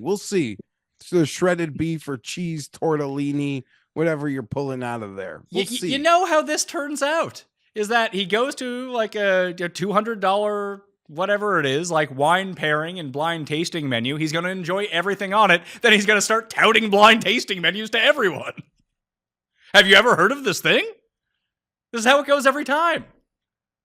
I don't know that that's going to happen this time. I see Geoff and I hitting up Dukes later on that night. I mean, in fairness, you're probably going to do that anyway, whether you enjoy it or Particularly since Geoff has a car, we have easy access to just No, get that out. car, I'm putting it out there. I'm gonna put it in the chat too. That car is like, it's there, but it's not. I don't want it. And we'll get groceries. We'll get ourselves settled. I But got once you. we're I like- got you a parking pass to the actual event if you want to use it. See, this is. It's already beginning. You don't have. I don't to, want to drive. You don't the have to car. drive then. Then don't. We'll take an Uber. It's fine. Yeah, we'll figure it out, but we'll see. And I'm not afraid of I trust everybody, but it's I don't want to drive. I don't trust myself. I would rather be driven. No one wants you to drive. You're incapable of driving anyone. And there's going to be traffic, and it's in Montreal. Actually, that'd be something to film, Geoff. Tim driving your car in Montreal. We can film your panic of seeing how Tim drives and Tim's panic of him driving. yeah. No. And then I don't think Tim would like me being Tim wouldn't like how I'm reacting, and it would make him more uncomfortable, which would be bad for everyone. Yeah, it'd be like the old episodes of The Odd Couple, where like they just can't they can't get along. A few years back, the irons were the best part of my golf game. But after a swing change about 2.5 years ago, my driver's an absolute weapon at this point, but all of a sudden I couldn't hit my long irons, and even some of my short irons just were not going on the same trajectory that I always wanted them to, or at least that they used to do. So, when I heard how the new PXG Black Ops irons can dramatically improve my game, of course I had to give them a try. Anything to improve my golf game. So I called up PXG and I got my current irons and I took the PXG Irons Challenge and it has been amazing. The consistency off the club face is unparalleled to any club that I have ever used. Best thing about these irons is because I feel so comfortable that I'm gonna hit the sweet spot on them, I can control the club face, the high, the low, the cut, the draw, no problem. And the new PXG Black Ops irons are the game improvement missile launchers that are going to give you explosive distance, and it's going to feel softer than a baby bunny. The new Black Ops irons are incredibly easy to hit and maximize performance and fun, because getting better is fun. Oh, and they're only $149.99 a stick. That's a great price for a great golf iron. Take the PXG Irons Challenge. It's a ton of fun, and if PXG's new Black Ops irons don't, outperform your current irons by delivering either more distance or tighter dispersion, that means better accuracy, during your fitting, you'll get a $100 MasterCard rewards card. Hurry! This offer ends October 7th. Book your fitting today at pxg.com. That's pxg.com. Passion, drive, patience. The formula for winning championships is also what keeps your ride or die alive. eBay Motors has everything you need to maintain your vehicle and level it up to peak performance. Supercharger, exhaust kits, LED headlights, and more. Whether you're into speed, power, or style, eBay Motors has you covered. With over 122 million parts for your number one ride or die, you'll always find exactly what you're looking for. And with eBay Guaranteed Fit, your part is guaranteed to fit your ride every time or your money back. Because with eBay Motors, you're burning rubber, not cash. With all the parts you need at the prices you want. It's easy to make your car the MVP and bring home huge wins. Keep your ride or die alive at ebaymotors.com. Eligible items only, exclusions apply. Let's go to the late set of games. Carolina is at Vegas. Vegas is favored by 5.5. Did you know that Andy Dalton is worth a point or a point and a half, wherever it might be, Geoff, to the spread? It doesn't shock me as the loser who watched, all of the Panthers game. I don't know how there could be any controversy to benching the worst quarterback I've seen since Nate Peterman. Well, you know what the controversy is. You understand the circumstances. There's nothing controversial about it. I'm not shocked that Vegas reacted to it favorably because it leads to the potential of some of the things that Carolina did this offseason, which they thought improved their team. They had no ability to evaluate. He was so bad that they could not evaluate a single other player fairly. So they had to do it. I like Vegas in this game, but the super lock of the week is Cam making Carolina one of his picks. Well, I think Jeff's theory about the backup QB. Yeah, but Carolina sucks, though. That doesn't work to Jeff's theory. It's a good team. It's a good team. Think the team is good. It's not bad teams with the backup get their ass kicked. All right. It's He's taking the Dolphins as a super lock this week. Okay, fair enough.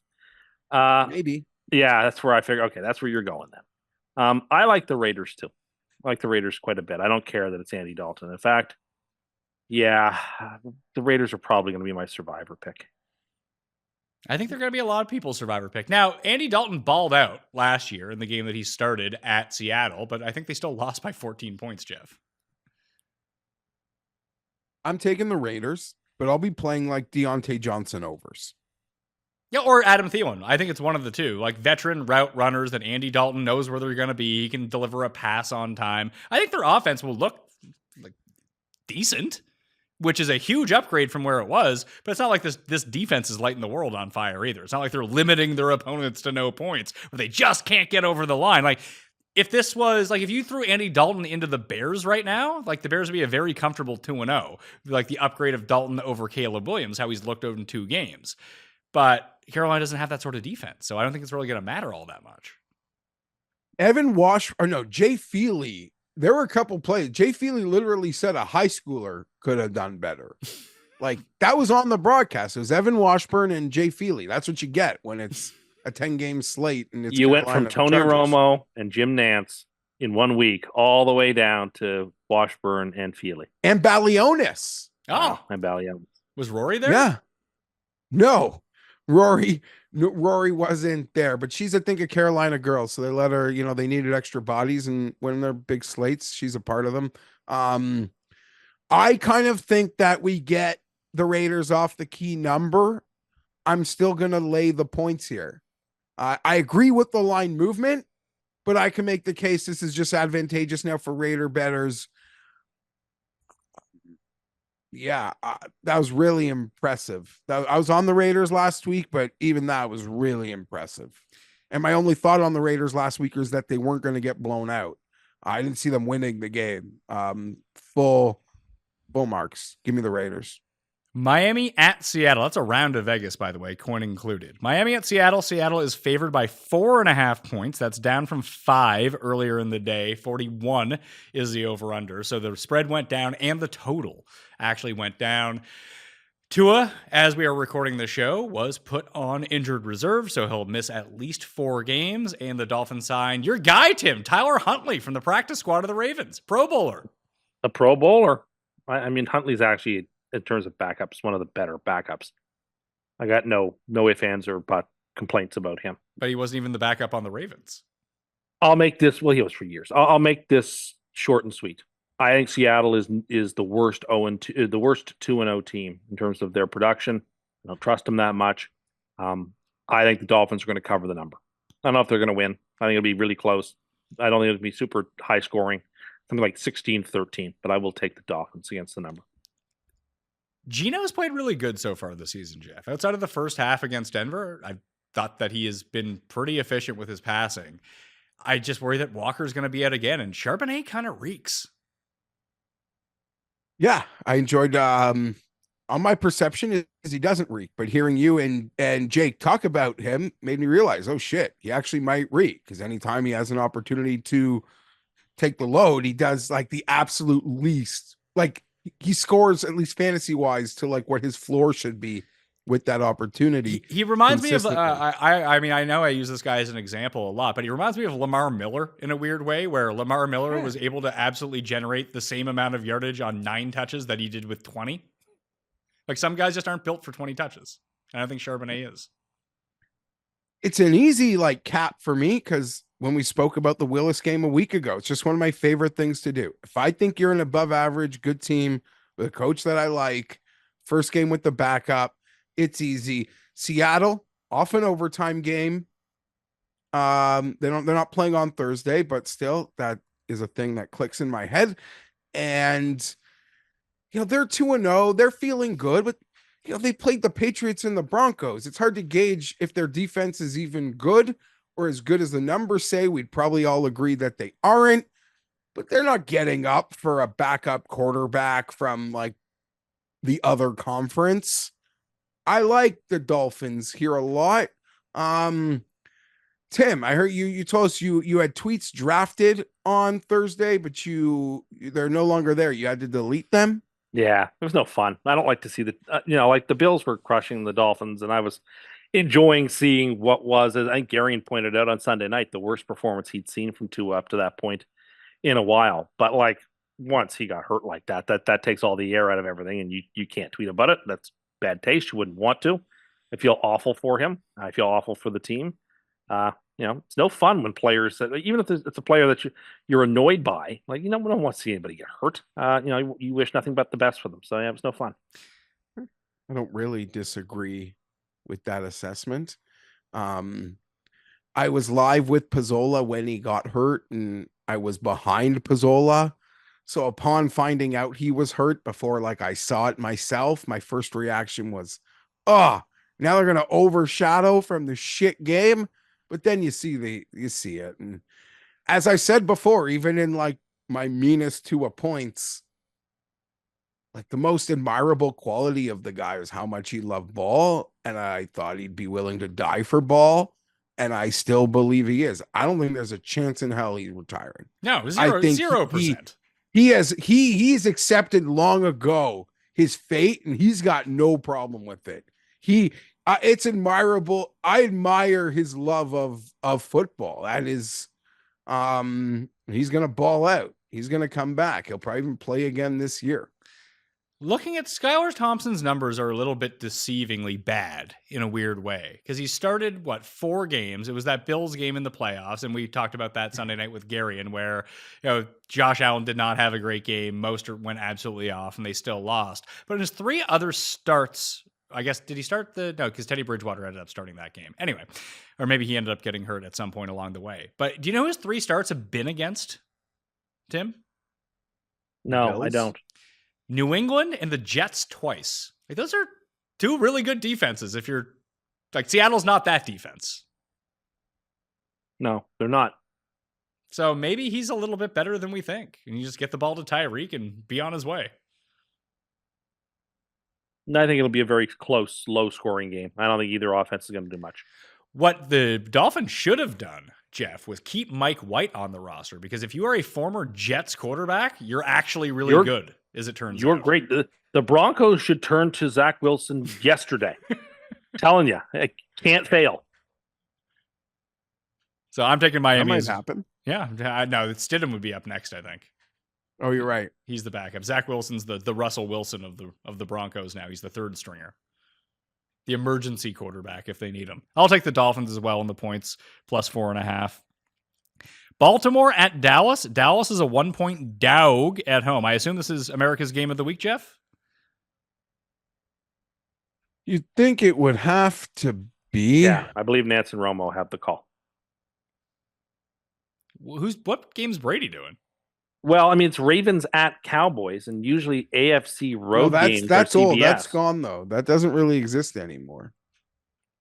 It used to be AFC road games are CBS, and NFC road games are Fox. Well, if that's how it used to be and isn't now, I don't see how that's super relevant. Is Brady really going to do 3 Cowboys games in a row? I don't know. I mean, if it could be a CBS game. If it's a CBS game, I assume Romo does it. If it's not, what game would Brady get, do you think? Okay, I got it right here. New Orleans and Philadelphia?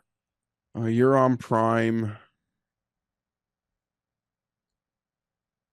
Oh, I think Nance and Romo are doing the Chargers-Steelers game. I guess Steelers. Big ratings with the Steelers. So Brady's probably doing the Cowboys game then. Yeah, there's a good chance he is.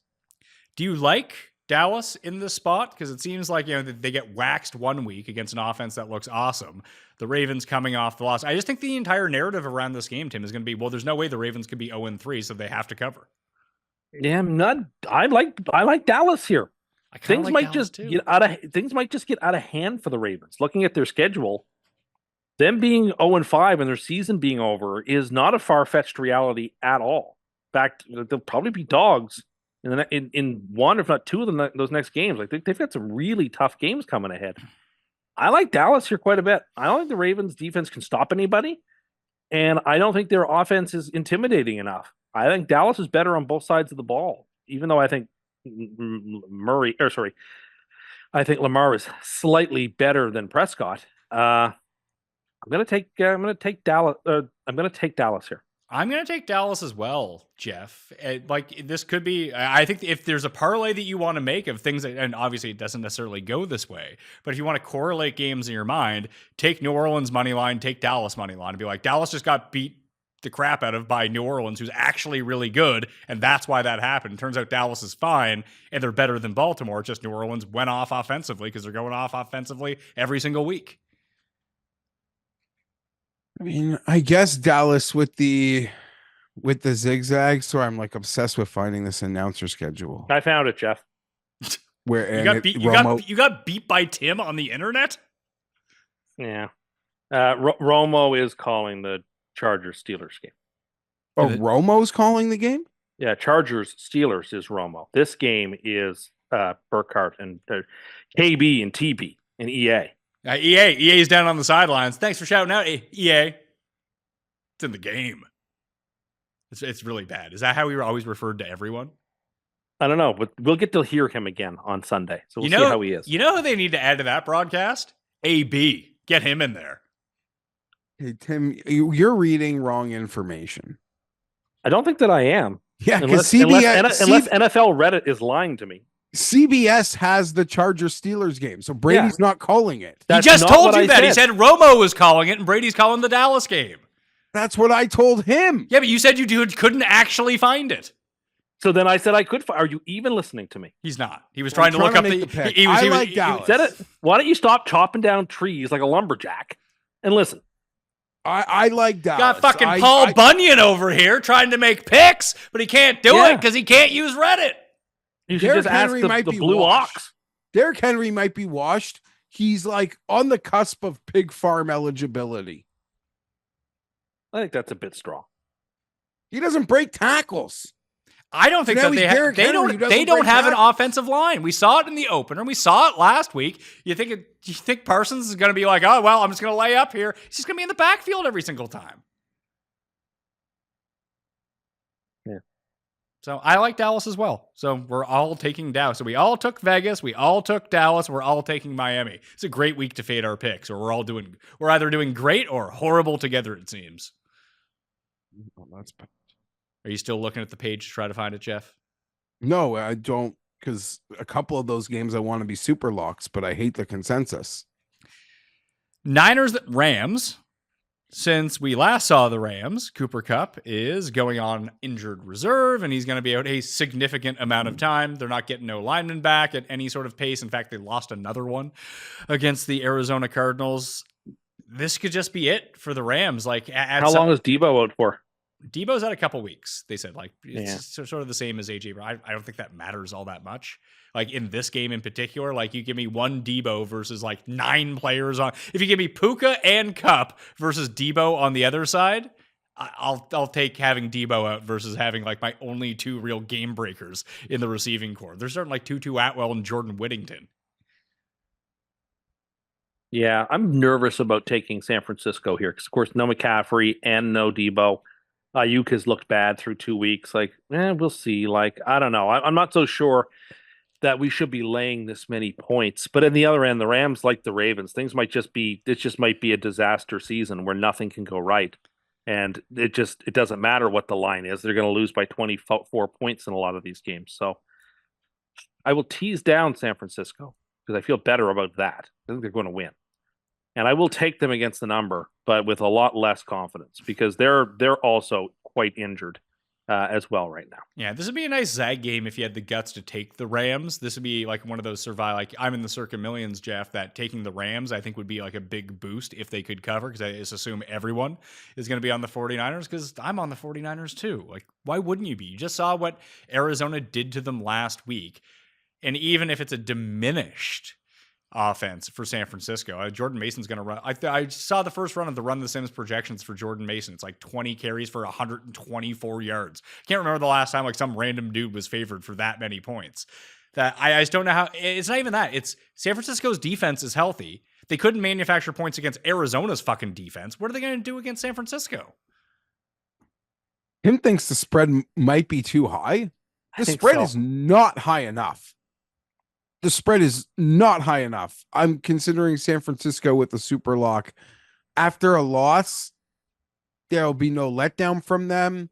They're winning this thing like alt lines, 49ers. Joe alt lines? Yeah. Do you think that alt is better or all junior is better?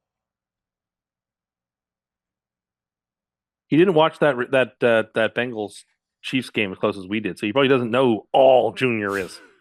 An Insta Bengal. You love to see it. I haven't seen any Insta Raiders this year. We haven't watched much Raiders this year. No, but I mean, I've gone back and I watch all of the games every week, like Monday morning and Tuesday morning when I do all my reviews of everything, and I haven't seen like some random dude on the Raiders, the new look Raiders. They always try to surprise us with some guy I've never heard of before. I haven't got it this year. Offensively, at least, like a guy catching the ball, not some like random safety who I've clearly never heard of. So round to San Francisco. Coin agrees. Consensus for the first 4 of the late games. Last one, Detroit and Arizona. Arizona is a 3-point dog at home against the Lions, coming off a big win. Could have beat Buffalo in week 1, stomped the Rams in week 2. 52.5 is the highest total of the slate. That's higher than Philly and New Orleans, which is at 50, which is the second highest at the moment. This is difficult to figure out because, I don't know, Geoff, how do you feel about the Lions? Like, for as much as like Lions fans want to be like, oh yeah, they should have killed Tampa Bay. Look at their yardage. Well, they didn't fucking kill Tampa Bay. They lost to Tampa Bay. And they've looked out of sorts for 2 weeks. Like, they should have lost week 1. They lost in week 2. Are they just going to lose another game in Arizona? They absolutely have looked out of sorts. And they should have dominated the second half versus the Rams with the Rams injuries on the O-line and in the receiving core and how it just set up perfectly for how the Lions played ball, and they didn't. I do feel like we could be getting a bit of a break, though, here on the Lions. I'm going to take them in this track meet. I'll tell you what break we get in this game. This is our main man, Mark Schlereth's game. Oh, You're really hooked on that Jets or that NFL Reddit site now, aren't you? Once I've got it up. Is Mark Sanchez doing the game with him? No, Mark Sanchez has the pleasure of calling which game? It's also a bad one, but it's not this one. How can I not find him? It was right there. Just control F it. He's doing Rams Cardinals, would be my guess. No, he just told you Schlereth's doing Rams Cardinals. I thought I said or Detroit. Schlereth is doing this Bucks game, this Detroit Cardinals game. Yeah. Sorry, Rams 49ers Schlereth. Maybe. I mean, yeah, 49ers Rams. Yeah, he's calling 49ers Rams. Our main man Schlereth gets Lions Cardinals. Coin likes Arizona. I'm actually really torn on this game. I do think Detroit is a significantly better team, but they're a lot like the Ravens to me, Tim, in a weird way where they don't. That boy ain't right. That's how I feel about these two teams right now. I'll take it with the preseason being the regular season conception for the Lions. Road dome. I like the Lions, I guess. Not super confidently either. Like Arizona could be another sneaky team that I didn't see coming. I'm willing to accept that. They played very good football for 2 weeks in a row. So I will, but caveat that with the Rams didn't show up. And the Bills played good in the second half, but still, they hung with the Bills, and the Bills have acquitted themselves okay. So I think the line is fair. I will take the Lions, but I'm not super confident about it. Through 2 weeks, I noticed two things really beat up on that. The Lions were able to make stops, and then this thing happened. In week 1, it was Cooper Kupp just running underneath routes that they had just no answer for. Maybe their linebackers are super slow, which would make sense, and maybe they're not, but that would just make sense to me if they had no one to cover him just slipping out. And that those are routes that Arizona really enjoys to run. And last week, they couldn't stop Baker from running the ball. Like, as soon as he took off, he was gone for like 15 yards of play. Maybe they just didn't anticipate he was ever going to run. They didn't practice that. You think they would have made an adjustment at some point? They didn't. What are they going to do against a real mobile quarterback now? Like, well, I have to worry about Marvin Harrison because Marvin Harrison's terrible. Yeah, he's so slow. Can't even catch. Drop him. So I wouldn't worry about him. I would zero cover him. Yeah, Murray could absolutely have a fantastic game here. We saw this happen to the Patriots for years. Like, even when they had lockdown defenses, like the Belichick defenses just never had an answer for mobile quarterbacks. Maybe Detroit sees the same. I'm taking Arizona. Arizona +3 at home. Maybe we all kind of crown the NFC North as being this great division coming into the year. There's a chance that the Vikings are the best team. The division's just not that good. Yeah, that'd be so funny. Arizona might be the surprise team in the league this year. Said that. Geoff wasn't listening to you though. I know. No. That's my own fault. I agree with Tim though. Like, this could be the team where it's like this could be last year's Texans. You just look at it like, holy shit, it all clicked. This coach, he's aggressive, he's different. Like, they go for shit. Right? I would agree. I would be worried more about Arizona's defense. That they look good against the Rams. That the Rams like junior high squad at skill position players. What are they going to do against a real offense? Against the Bills? I mean, even the Bills offense is just Josh Allen and a bunch of jabronis. Well, Detroit's real offense, guys this week. Yeah, so this is kind of a tipping point for them of like, where is their defense really at? But if Detroit continues to not be able to score in the red zone, like we've seen good teams have that problem. Now, Washington has that problem. They're not a good team. They can't score in the red zone, but Detroit's been the same way through 2 weeks, really. I feel like with almost the majority of the games, I have taken what I perceive to be the better game. No, well, like line value. Like, this was a 4.5 point game a week ago. Now it's a 3-point game. But how much does line value matter in weeks 1, 2, and 3 when obviously we just saw last week that none of us have a fucking clue how good these teams are? I agree, but I am still like, I'll lay 3 points with Detroit. They outgained Tampa by 240 yards. Right? They should have kicked their ass. It doesn't worry you that they didn't? I kind of trust Campbell that like they are going, like, he's going to be a hard ass. Like, they've got to they've got to execute exponentially better this week. I know it's like a corny thing to say. It's what everyone's trying to do, but it's just been so pathetic and sloppy. Like, what happened before the end of the half was embarrassing for Detroit last week. And Campbell's also been a bit of a bitch with play calls. He's like losing his edge. Well, they didn't get the fourth down against San Francisco. Maybe that just ruined him and his aggressiveness as a head coach. We saw that happen in Norv with Cam in Carolina. Or wasn't that Norv? Ron Rivera in Carolina with Cam. I remember vividly doing the show with you, Geoff. I can't remember if Tim was on it or not, or if it was just me and you at the time. But I remember debating about they went for that 2 at the end of the game, and they called the right play. And I think Greg Olsen dropped the ball in the end zone. And then everyone just killed them for it. Like, there was no reason to go to 2. You could have went for overtime. They drew up the right play. It was like the play at the end of the Philly game. They drew up the right play. The guy dropped the ball. What do you want them to do? You made the right call. I slightly disagree with you there. They should have run the ball there. You can't throw the ball in the air because the downside of a drop is so catastrophic that the right play call is anything that keeps the clock moving. It was third down. You didn't need to convert. You play to win the game. They had the game won. Yeah, but you're big. So why even pay? You play to win the game. Why pay Saquon? Why pay Saquon Barkley to be on the team if you can't draw up a 2-yard pass to him? You can never throw there. You just can't. That is coaching 101.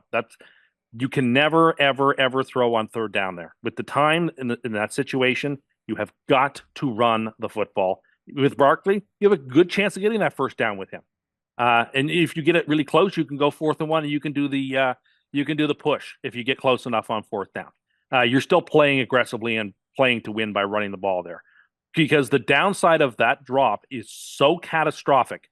It just you have to take it off the table. I think it was arrogant, and they paid the price for that arrogance. I think it was not smart football. If you do not have that play in your arsenal and you're afraid to run that play to win a game, you should be out of the fucking league. But again, you're being dumb. I'm sorry. I'm being dumb. I can't throw a 3. I mean, it's not you out there that I'm throwing to that you can't catch anything. Do that, man. What do you mean you can't do that? You have the game won. You drew up the right play. You win over. The game just as you easily. Don't win it just as easily running the ball. You don't. And you can then you can push it through on 4th, and you're eating. Then why not just run the tush push twice then? I would rather you do that. That's smarter football. That clock has got to tick down. The only thing you cannot do is give the ball back to the Falcons with that amount of time. That is the one cardinal sin you cannot make. And if you do that, that is reckless. That's not aggressive. That's not playing to win. It is reckless, and it is not justifiable. Screen passes to a wide open guy, Geoff. Reckless. Or is now the consensus because of the downside. Yes, it's reckless. It's not an opinion.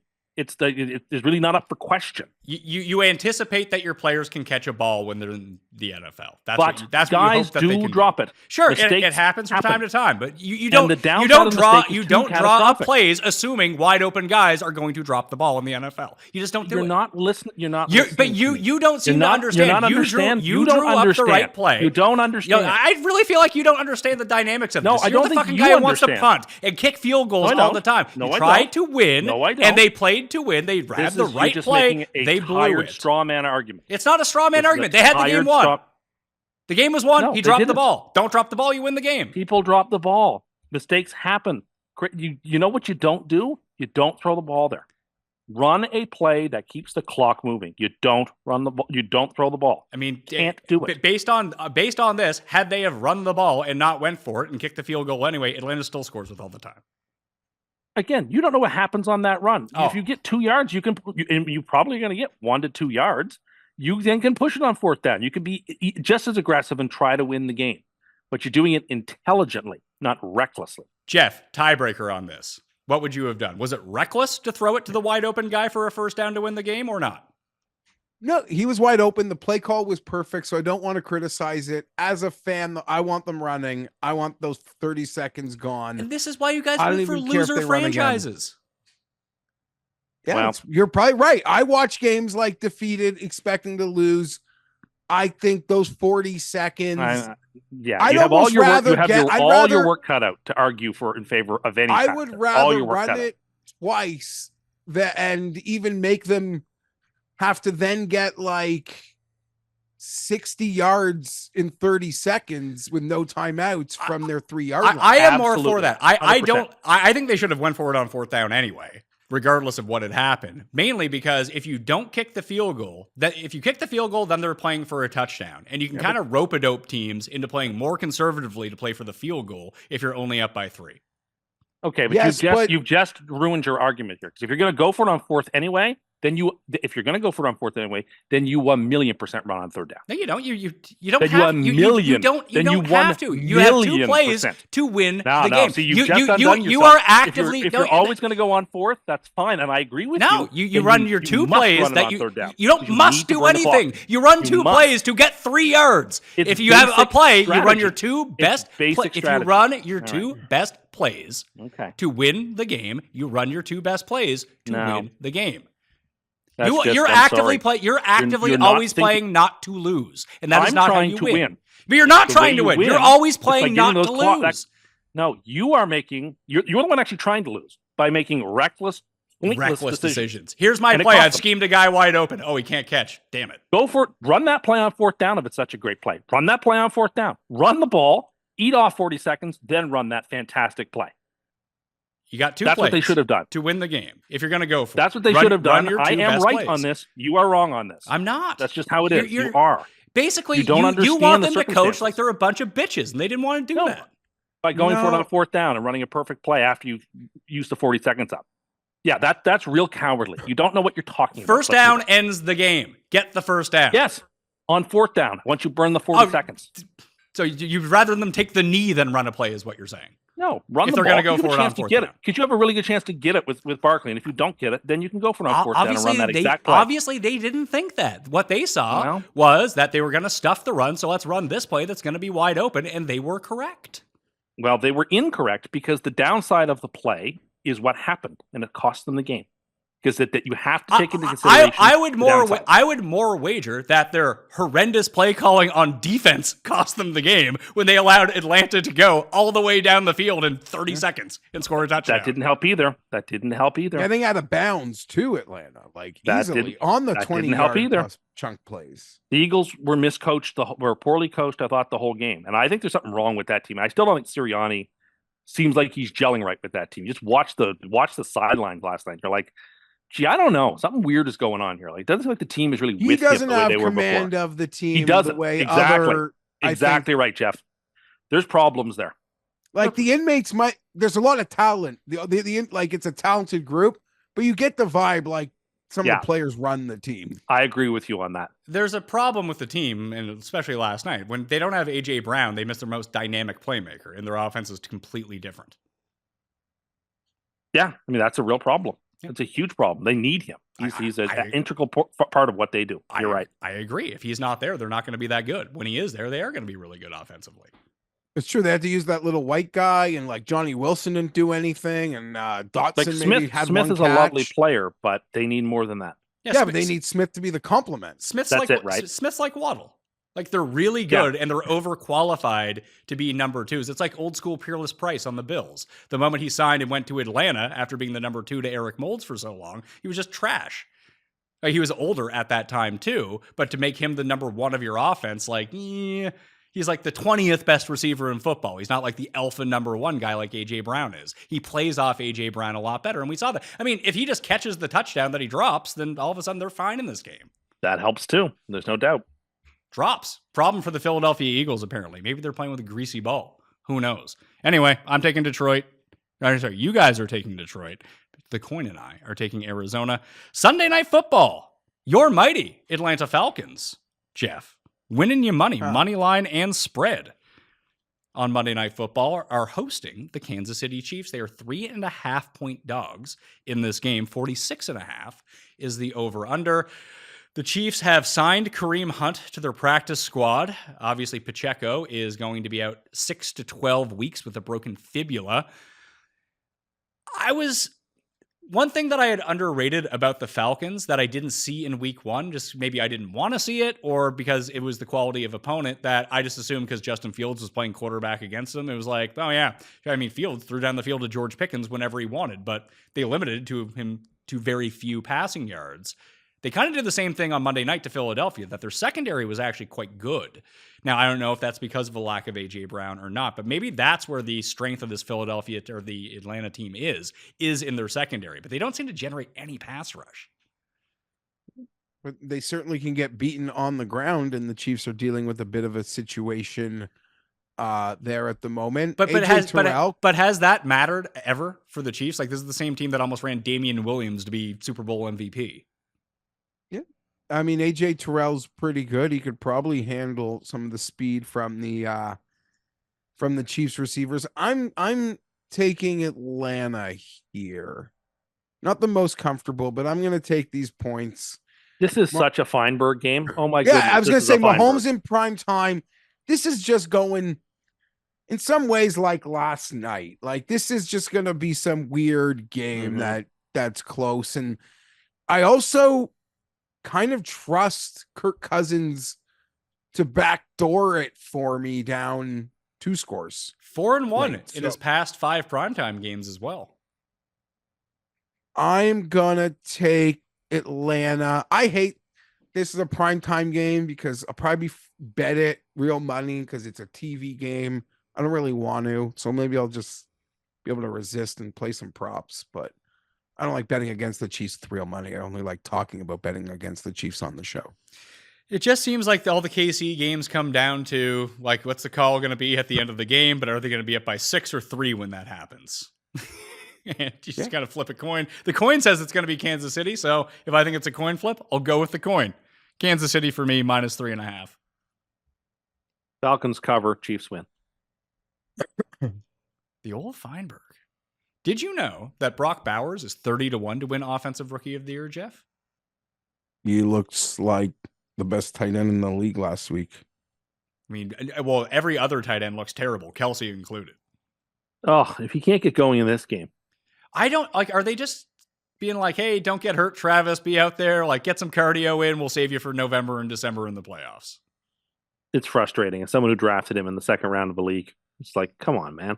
He's just like toying with people. He's busy. He's tired from his touring schedule. He's got like 100 things in the air. After Thanksgiving, he'll be focused. I mean, what's the Laporta Potty's problem here? Laporta Kincaid saw someone talking about his air yards. Like, holy shit, what's going on there? Well, it was hard to really. The Bills were so bad week 1 in the first half, and then they just beat them up with Shakir and Coleman in the second half. And then on Thursday night, like, how many times did Josh Allen even throw the ball against the Dolphins? It was all just James Cook. They didn't have to do anything else. And there's an entire what feels like tier 3 of the tight end that they're all hurt, right? Like Ferguson, Njoku, Schultz, Ingram, like that whole tier that if you didn't get one of the top guys, everyone seems injured or sucks. Well, Isaiah Likely is the #1 scoring tight end in fantasy, and I think he had 3 points last week. You know who might be good? Well, I don't want to say it. Say it. I bet some of the props on Thursday on the tip, not my own, but Jonnu Smith on some blood dumps. Oh yeah, Jonnu vision. Back up. Real skinny Jonnu. I played a ton of Jonnu Smith week 1. He didn't do anything. It was nice to see him actually do something in week 2. Because I think that he could be I used to bet him like all year last year on Atlanta. Like he was outperforming Kyle Pitts for like the first 10 games of the season. Kyle Pitts also a guy, he caught a touchdown in week 1. Was he have 4 catches this year, Tim? Oh, does he even have that? He was like, they're playing like I think that the consensus was going. I wasn't wrong. He wasn't going to score the first touchdown because he didn't score anything. Yeah, you're 2-0 and not first touchdown so far. But with Kyle Pitts, he wasn't even on the field a ton Monday night. Very discouraging. Yeah, like instead of splitting him out into the slot, they were running like Mooney and Drake out of there, even bumping Ray McLeod in, sitting down Kyle Pitts. He doesn't seem nearly as athletic anymore. Like even when they create a play for him, get him the ball at the line of scrimmage. I know he's like not the play, like you're trying to remember the draft stuff, but it just seemed like a guy that could like, not like a Tyreek Hill jailbreak it, but like get first downs out of those. He can't even get like 3 yards. He can't shed anyone. Yeah. Hollywood Brown, Isaiah Pacheco. Could this be the year that the Chiefs have to really battle through a bunch of their skill guys getting hurt? Finally, Geoff? Kelsey washed. Maybe something happens to Rashee Rice. Like, can they overcome as long as Mahomes is on the field? It's too early. If this was happening in November, maybe we could snicker. But this is happening with so much time for them to like figure it out that I'm not like even going down those roads that they're hampered long term yet. Oh, Geoff, how many cups of coffee do you drink a day? 0. I don't like coffee. You know that drinking 3 cups of coffee per day lowers your risk of developing diabetes, heart disease, or stroke by up to 48%.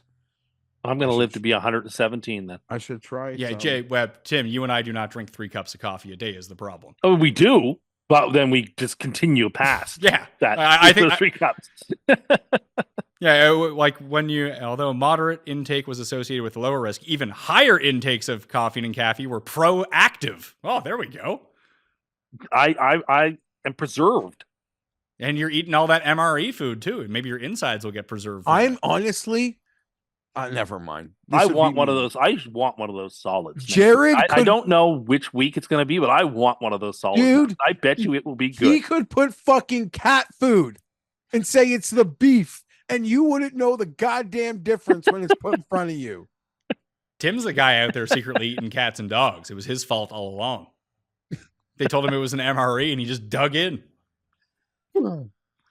Monday Night Football. The Jags at the Bills. I don't think Ingram's going to play if he missed last week with a hamstring injury. The Bills are 5.5-point favorites at home. 45.5 is the over-under. I'm not like completely sold that the Bills are awesome, but the Jags might just be really bad, Geoff. Maybe, but I'm going to take them here under the sheer projection of desperation. Then why didn't you take the Ravens? I don't like the Ravens. But you like the Jags? And the Ravens are playing the Cowboys, which I think is a bad matchup. Other than the extra rest, I just think the Jags at home in prime time. The Jags are not at home. They're in Buffalo. Sorry, Jags on prime time, season in the balance. Close game. Very close game. Maybe another Fienberg. But this just spread seems weird. The Jags stink. It'll probably keep getting higher. Saying it now is probably the bad line. Just weird. It'll be a weird game. Jags plus the points. Tim? I think the world is going to be on Buffalo. I think Jacksonville's the sharp side. It's the contrarian play, and that's why I'm making it. Not because I have any particular faith in the Jaguars. And the Bills have the extra additional rest. Like it makes all the sense in the world to go ahead and take Buffalo here. But I still think that line should be bigger, and there's something fishy about it, and I will take Jacksonville. Yeah, I'm done doing that. Unless I can come up with a very compelling case to take one of the teams. I agree with you. The line probably should be bigger, so that's just going to make me bet on Buffalo. I'm going to bet Buffalo this week on Monday night. Like, I probably think the smart thing to say. I think they're just substantially better. Like, where on the field is Jacksonville better than Buffalo? I was trying to figure that out. I honestly do not know. You could say maybe somewhere, maybe the secondary, but maybe not. Yeah. The way that McDermott can just seem to coach guys up there, I don't know that I don't even know that I would give the Jags a secondary, even with injuries. Is Sean McDermott sneaky Mike Tomlin? Like, not a good X's and O's coach, but gets a lot out of bad talent? I don't know if we can say that yet. Paul still, if he had his druthers, would release him. It does seem like they run a good program there where guys can come from like their practice squad. Brandon Beane knows exactly the type of guy that Sean McDermott wants. When owners annoy us or team presidents, and when we want them to fire a coach and they're like, no, like organizational continuity, we do have a good thing going here. You need to see it a little clearer. I think sometimes when you see the Bills really like just McDermott gets these guys in there on his defense and they ball out better than you think. I think he deserves a lot of credit for that, despite his shortcomings. I'm not here to like put too much air in McDermott's tires, but maybe he deserves a little more than he gets. Last game, Commanders at the Bengals. The Bengals are favored by 8 points at home, 48.5 the over-under. When does Cincinnati usually get good? Is it week 3, Geoff? I guess that's the number. They decide to wake up. You know, Burrow's just recovering from his like summer walking runways in Paris or something. They played well against the Chiefs. Like, they were the far better team on the field. A couple of weird things and mistakes they made, and It Chase makes you want to like, devalue the Patriots week 1 win. Like who the a little fuck? bit. Like They how weren't are the sleepwalking. Patriots Yeah. running the ball that well and such? Well, Pacheco ran the ball really well against them too. All Washington can do is run the ball. Yeah. I'm going to take the Bengals against the number and tease them as the last part of the teaser as a play against Washington. Because I think Washington's defense is so bad that the Bengals should get to 33 to 35 points. And I don't think that Washington is going to overcome that. My initial lean, Geoff, was exactly like Tim's, but I'm going to take Washington. I think they might be able to backdoor this game. And I haven't seen the offensive explosion, although they haven't played Washington's defense yet, I suppose, from the Bengals. And I think that the past 6 quarters, Washington has been able to move the ball. They haven't been able to score a bunch of points, but they've been able to move the ball pretty well. And if the run defense of Cincinnati is actually as bad as it's looked, I think they can shorten the game down. Daniels would be able to pick up a few first downs. I can see a backdoor cover in this game, too. I like the tease down, but I'll take the Commanders. Do we know anything about T. Higgins potentially playing? Not yet. I would assume he's probably going to be back, but I have no idea. I mean, I just took the Jags in the first leg of Monday because I said they're desperate. Washington's not desperate. Washington wasn't supposed to be good. Like people, like I picked the Jags. No, but the Bengals Bengals are going to put it on film, and I agree. You're right. And Washington is 1-1. Washington could very well be the solo leader of the NFC East, and I think probably will be. They should have lost. The other team didn't have a kicker. Like Dallas and Philly are in tough this week. We'll see how that goes, and the Giants are awful. So Washington is not desperate. It's really like, to me, this comes down to will Washington backdoor it or not? Yeah, I'm saying no. I lean the Cincinnati Bengals. Oh, I'm on Washington Island on Monday night. I was on Buffalo. I'm on Buffalo. Did you take Buffalo or you took Jacksonville, didn't you? I'm on Buffalo Island and Washington Island for Monday night. Now, look, football. we have an opportunity to play 2 cats on Monday night. The double kitty parlay. Got to take it. I mean, cats have been in the news getting eaten. They got eaten up last week against the spread. I didn't notice. Who are the Browns playing this week again? The Browns play the Giants. Okay, they're not playing cats. So if they're playing a cat team, you take Ohio's own Cleveland Browns. Oy, oy, oy. What, 11? Was it 11-2 against Cats? 12-2, I think it was. Yeah, 12-2. There we go. Super. He is such a loser. Who? They kicked out the other guy because he couldn't litigate the case. They should kick this guy out because he can't litigate a fucking layup.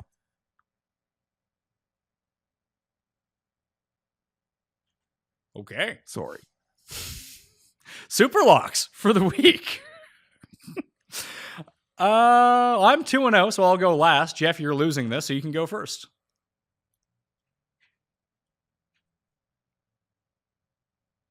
San Francisco. That's where I was leaning too. San Francisco -7.5. Tim, where are you going?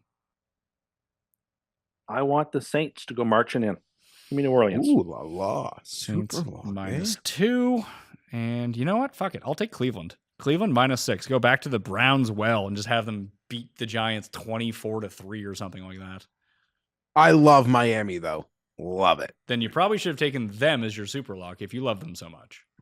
Well, I love both of them, but I didn't take Malik last week as my super lock, so I wish I could have just rolled into that, but is what it is.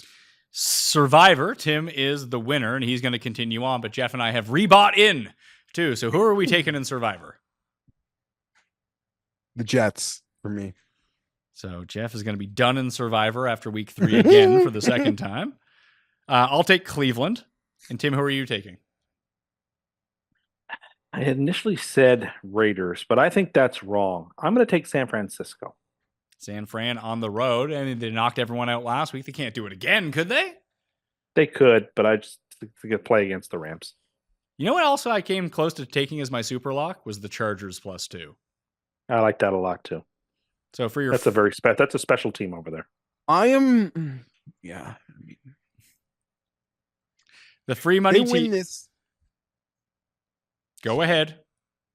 No, they win this game. Maybe I'll agree with people. But Why? Because they I'm not beat they beat there the yet. lowly, no offense. Like beat a real team. I'll be one of the highlights of the Montreal trip will be me being able to watch Chargers Chiefs with Geoff. Jeff's not a fun guy to watch football with, by the way. When the Chargers are on, I'm not fun to watch football with when the Jets. Oh are no, playing. you're hilarious to watch football with when the Jets are on. When they get a first down, you jump up and dance like a crazy person. Well, I'm so used to Park Avenue calling things against us. Jets minus a point. Chargers +8. Tampa minus a point. San Francisco minus 1.5. Cincinnati -2 is your free money 6-point teaser this week. Yeah, I don't see where I could go. I don't see where I'm going wrong there. So you can rebuild after the Patriots win on Thursday night, right? Do you recommend that? I'm gonna be a very, very unhappy camper. Luckily for me, my next time in front of a microphone won't be till Sunday night. So you won't get the blazing hot rage that I'm sure I will be consumed with. Are you ready to play in 2 days? Like you? No, totally not. Totally not ready. And Patriots All Access. I don't know if it's around anymore. I will have to flip around it. Usually it used to be on Saturday evenings, so I could get myself angry about the game. But I'll have to start to see if it's on like tomorrow night or tonight or something. Maybe it's just on their YouTube channel now. It could be. I don't know. I'm not ready for this game, but like I am ready for the Jets to go 2-1 and like begin to move forward with a season that I have some hope for. Like that win gave me a chance to breathe last week. Okay, this is what I needed. Like we've moved on, we've advanced. Like I have Denver next week that we're basically going on bye next week. Like things are okay. Stack them, Tim. You got to stack them. Exactly. Knock out the Patriots, knock out Sean Payton in back-to-back weeks, be 3-1, be in good shape in the AFC. Well, that will do it on the Pat Mayo Experience. We're coming at you early next week, but not this week. In most weeks, you can get the advance link for this show in the description. In the description, you click on the newsletter. The newsletter is free. It'll get sent to you. The link will be in it. That's how that works. My rankings are in there as well. We have some extra bonuses, some giveaways, but you do get an extra free pick at Underdog Fantasy. If you use code MAYO and sign up for the first time right now, you'll get Aaron Rodgers over half a total yards on Thursday Night Football, plus the CD Lamb free pick. Isn't that right? Tim Undercust! Tim Andergust. That's not my name, but you wouldn't tell a lie. So if you say it, it is so. You don't think I'd lie? Lie all the time. No, I don't think. Lie all the time. Or is that a lie? I want you to get excited for Montreal. Maybe I'll find this app for you so you can figure out which. There's a Starbucks close to us. It's hard. Well, there's a massage place that legitimately looks like a rub and tug.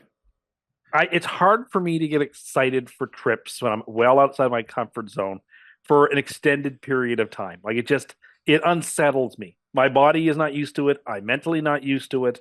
Like I have my habits. Like I have the You have to bring a nightlight?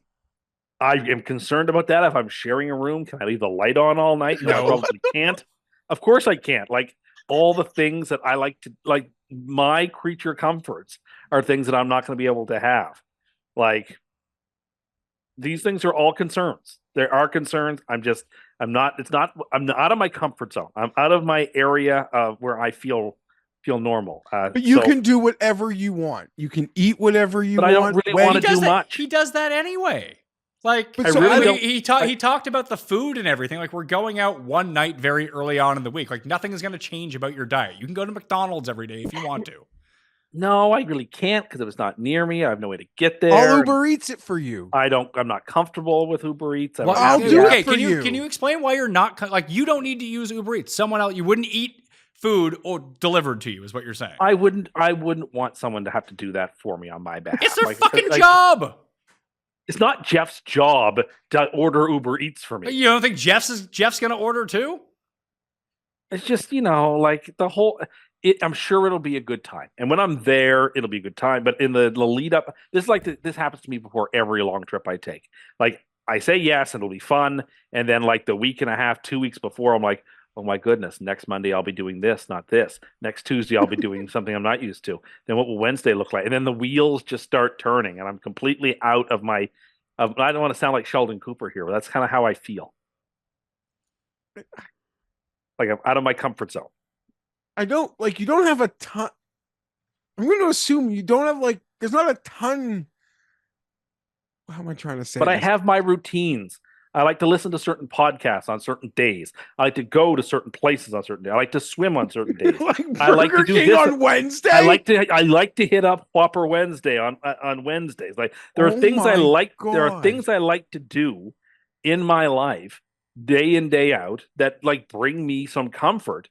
And like and a weekend is fine, or 2 or 3 days in the middle of the week is fine. But when it's like 6.5 days, I'm like, wow, this is a real shock to my system. And like I will adapt, it'll be fine, but like it takes me a lot to get like prepared mentally for this trip.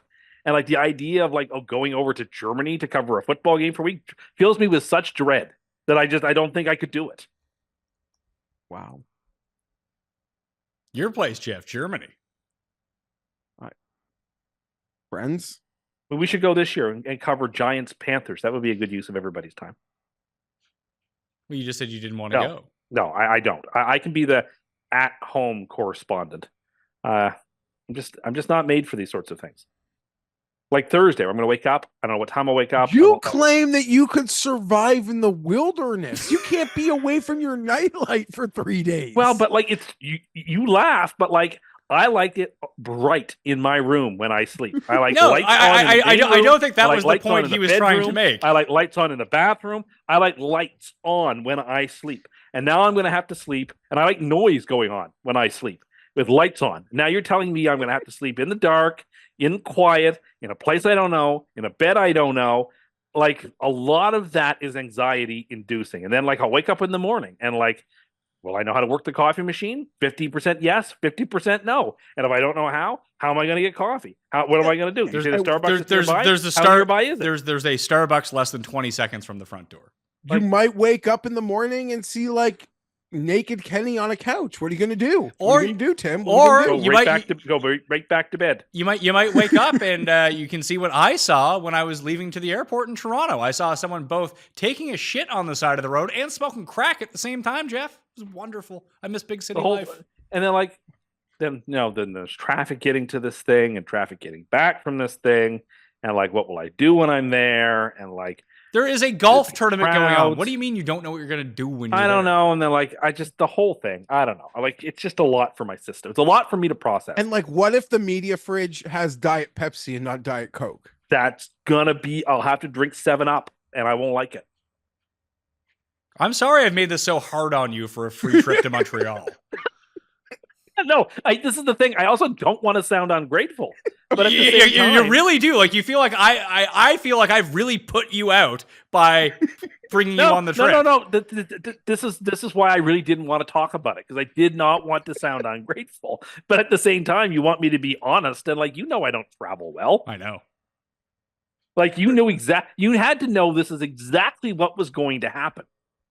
Delicate flower. There's no way you thought that this was going to go any other way. I'm here for the content. The best content the show ever did was when you and I were in Minnesota. Yeah, exactly. And like, anyway, I don't know what that week will bring. I don't know what shows we'll do. I don't know what conversations we'll have, but I'm sure it'll be fun and a whirlwind. And like when we're getting on that flight to go back home, I will have the world's biggest smile. Oh man. Because I like to be home. I'm a homebody. That is my nature. It'll be a good trip. Like I don't want to make this all about me and my various anxieties. But what have you ever done that you haven't made all about you? You're a main I try character. not to make. We're all No, just NPCs in Tim's world. No, you're not. But like, at least Jeff's car is there, and he said anyone can use it at any time, and we can drive it wherever. So that was a relief, at least. Okay. So we have a way to get to Schwartz's. You can just take an Uber to Schwartz's. You can take the subway to Schwartz's. Did you actually know they opened a super mall in Montreal like 2 weeks ago? No, I would like to see that. I'm sure you that could. might be fun. I'm sure you could see the super But mall. like, I'm also anxious about traveling in big cities by myself. I wouldn't want to go somewhere on my own. Are you like my 80-year-old grandma? Like, I don't know how to get on the metro station. I don't know how to like pay for Like it. I don't know. you realize that everyone in these cities uses this mode of transportation, know, yet you but, think like- you, a man with a PhD, thinks he can't figure it out.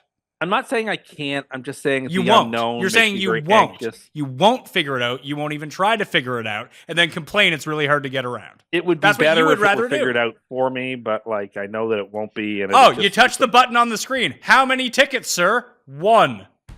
Pay. On. Done. Yeah. That's really complicated, isn't it? And you think you can drive Geoff's car, or an F1 car for that matter? Well, I mean, driving an F1 car on a sort of secluded track, Yes. you know, like Dri- doing pace car speed. driving an F1 vehicle is much easier than buying a ticket to a subway. Yes, Tim, that makes a lot of sense. One scares me a lot more than the other, and I'll tell you, it's not the F1 car that scares me. I'll tell you that right now. You can't even drive a standard. How are you even going to turn this No. on? I feel like I'm going to be a stranger in a strange world. And I could see, even if you got on the subway, you would be afraid of like people on the subway in a big city. I used to take light rail traffic in a big city all the time. Yeah. Just my muscles have atrophied for this sort of stuff. Whatever I'm doing, I just don't want to do it anymore. And that mode of transportation It's not was I'm far not- more stabby than the one in Montreal. Yeah, like I'm not an agoraphobe, but like there are days where I'm just worried about I don't want to leave. You know, there's no good lives in Montreal. I'm looking this up right now. Where am I going to go to the gym? Is it Bon Vitesse? No, it's not. I'm looking for their partner gyms now. If anyone lives in Montreal or has traveled to Montreal and has the All Access Good Life Pass, you can let me know what the partner gyms are so I can look up those. That would, I mean, I guess I could just run outside. It wouldn't be that big of a deal because it looks like it's going to be pretty good weather. Anyway, those are our travel plans. We'll be in Montreal next week. TBD on Tim, though. Oh, I'll be there. I mean, she said it's all about the content. You knew this is exactly how I would end up feeling. You knew this was like it's like you had planned this out. Maybe you did plan this out. I like to think I'm not this predictable, but maybe I am. Tim, I hired an alternate producer to come up to follow you around to film Cust Does, including getting on the subway. I will not do well. Well, maybe you'll pass the test. You'll be able to shop by yourself and go on the subway by yourself. And maybe Geoff will even let you use his phone and you can try to make an Uber Eats order by yourself. Well, that would be a big day. It would be. And we'll get it all on camera. When Tim has to answer the door in a different town by himself. I thought you said Tim has to answer the door in a tank top or something like that. Shirtless Tim getting his McDonald's 4 a.m., but it's just a Diet Coke. I've done that before. That's actually one of the more deranged things you said. You drive for a Diet Coke to McDonald's at 4 a.m. I've done that a couple of times. It's not common. Maybe 3 times I've done that in the last 2 years. How often do you not have Diet Coke at your house? Oh, what happens? I run out. You don't proactively plan for that? Like, oh, I have one Sometimes left. I have a lot more in a day I know than I I'm gonna expected drink. to I have. know I'm gonna drink 30. Like when No, you just like it most happens. most. And then you go back to bed or you're up for the day. You should go back to bed. That's so weird. It's fine. Like water wouldn't cut it in that moment. You wouldn't go back to bed. Well, but it's just like maybe I'm not feeling super tired anyway. So, I'll get out of the house, go get a Diet Coke, come back in bed. Hell do it on the Pat Mayo Experience. You can follow Tim on Twitter. You can follow Geoff as well. We'll be back on Sunday evening for the live show with me, Tim, and Ben Raza this week. Garion's got the week off. And the next show you'll see from me is my ranking show. Again, you can get all the rankings in the description or in the newsletter when I send them out. You can also find them on Pro Football Network this year as well. Then Cam, Rob, and I will be back, and a very special guest on Friday because Tambo has the week off going to a wedding, so he will not be here on Friday, and I'll have a very special guest. Who is it? I don't know. I got to find someone. If you want to be on, you let me know, okay? I'm Pat Mayo. We'll see you next time. That Mayo experience. Experience.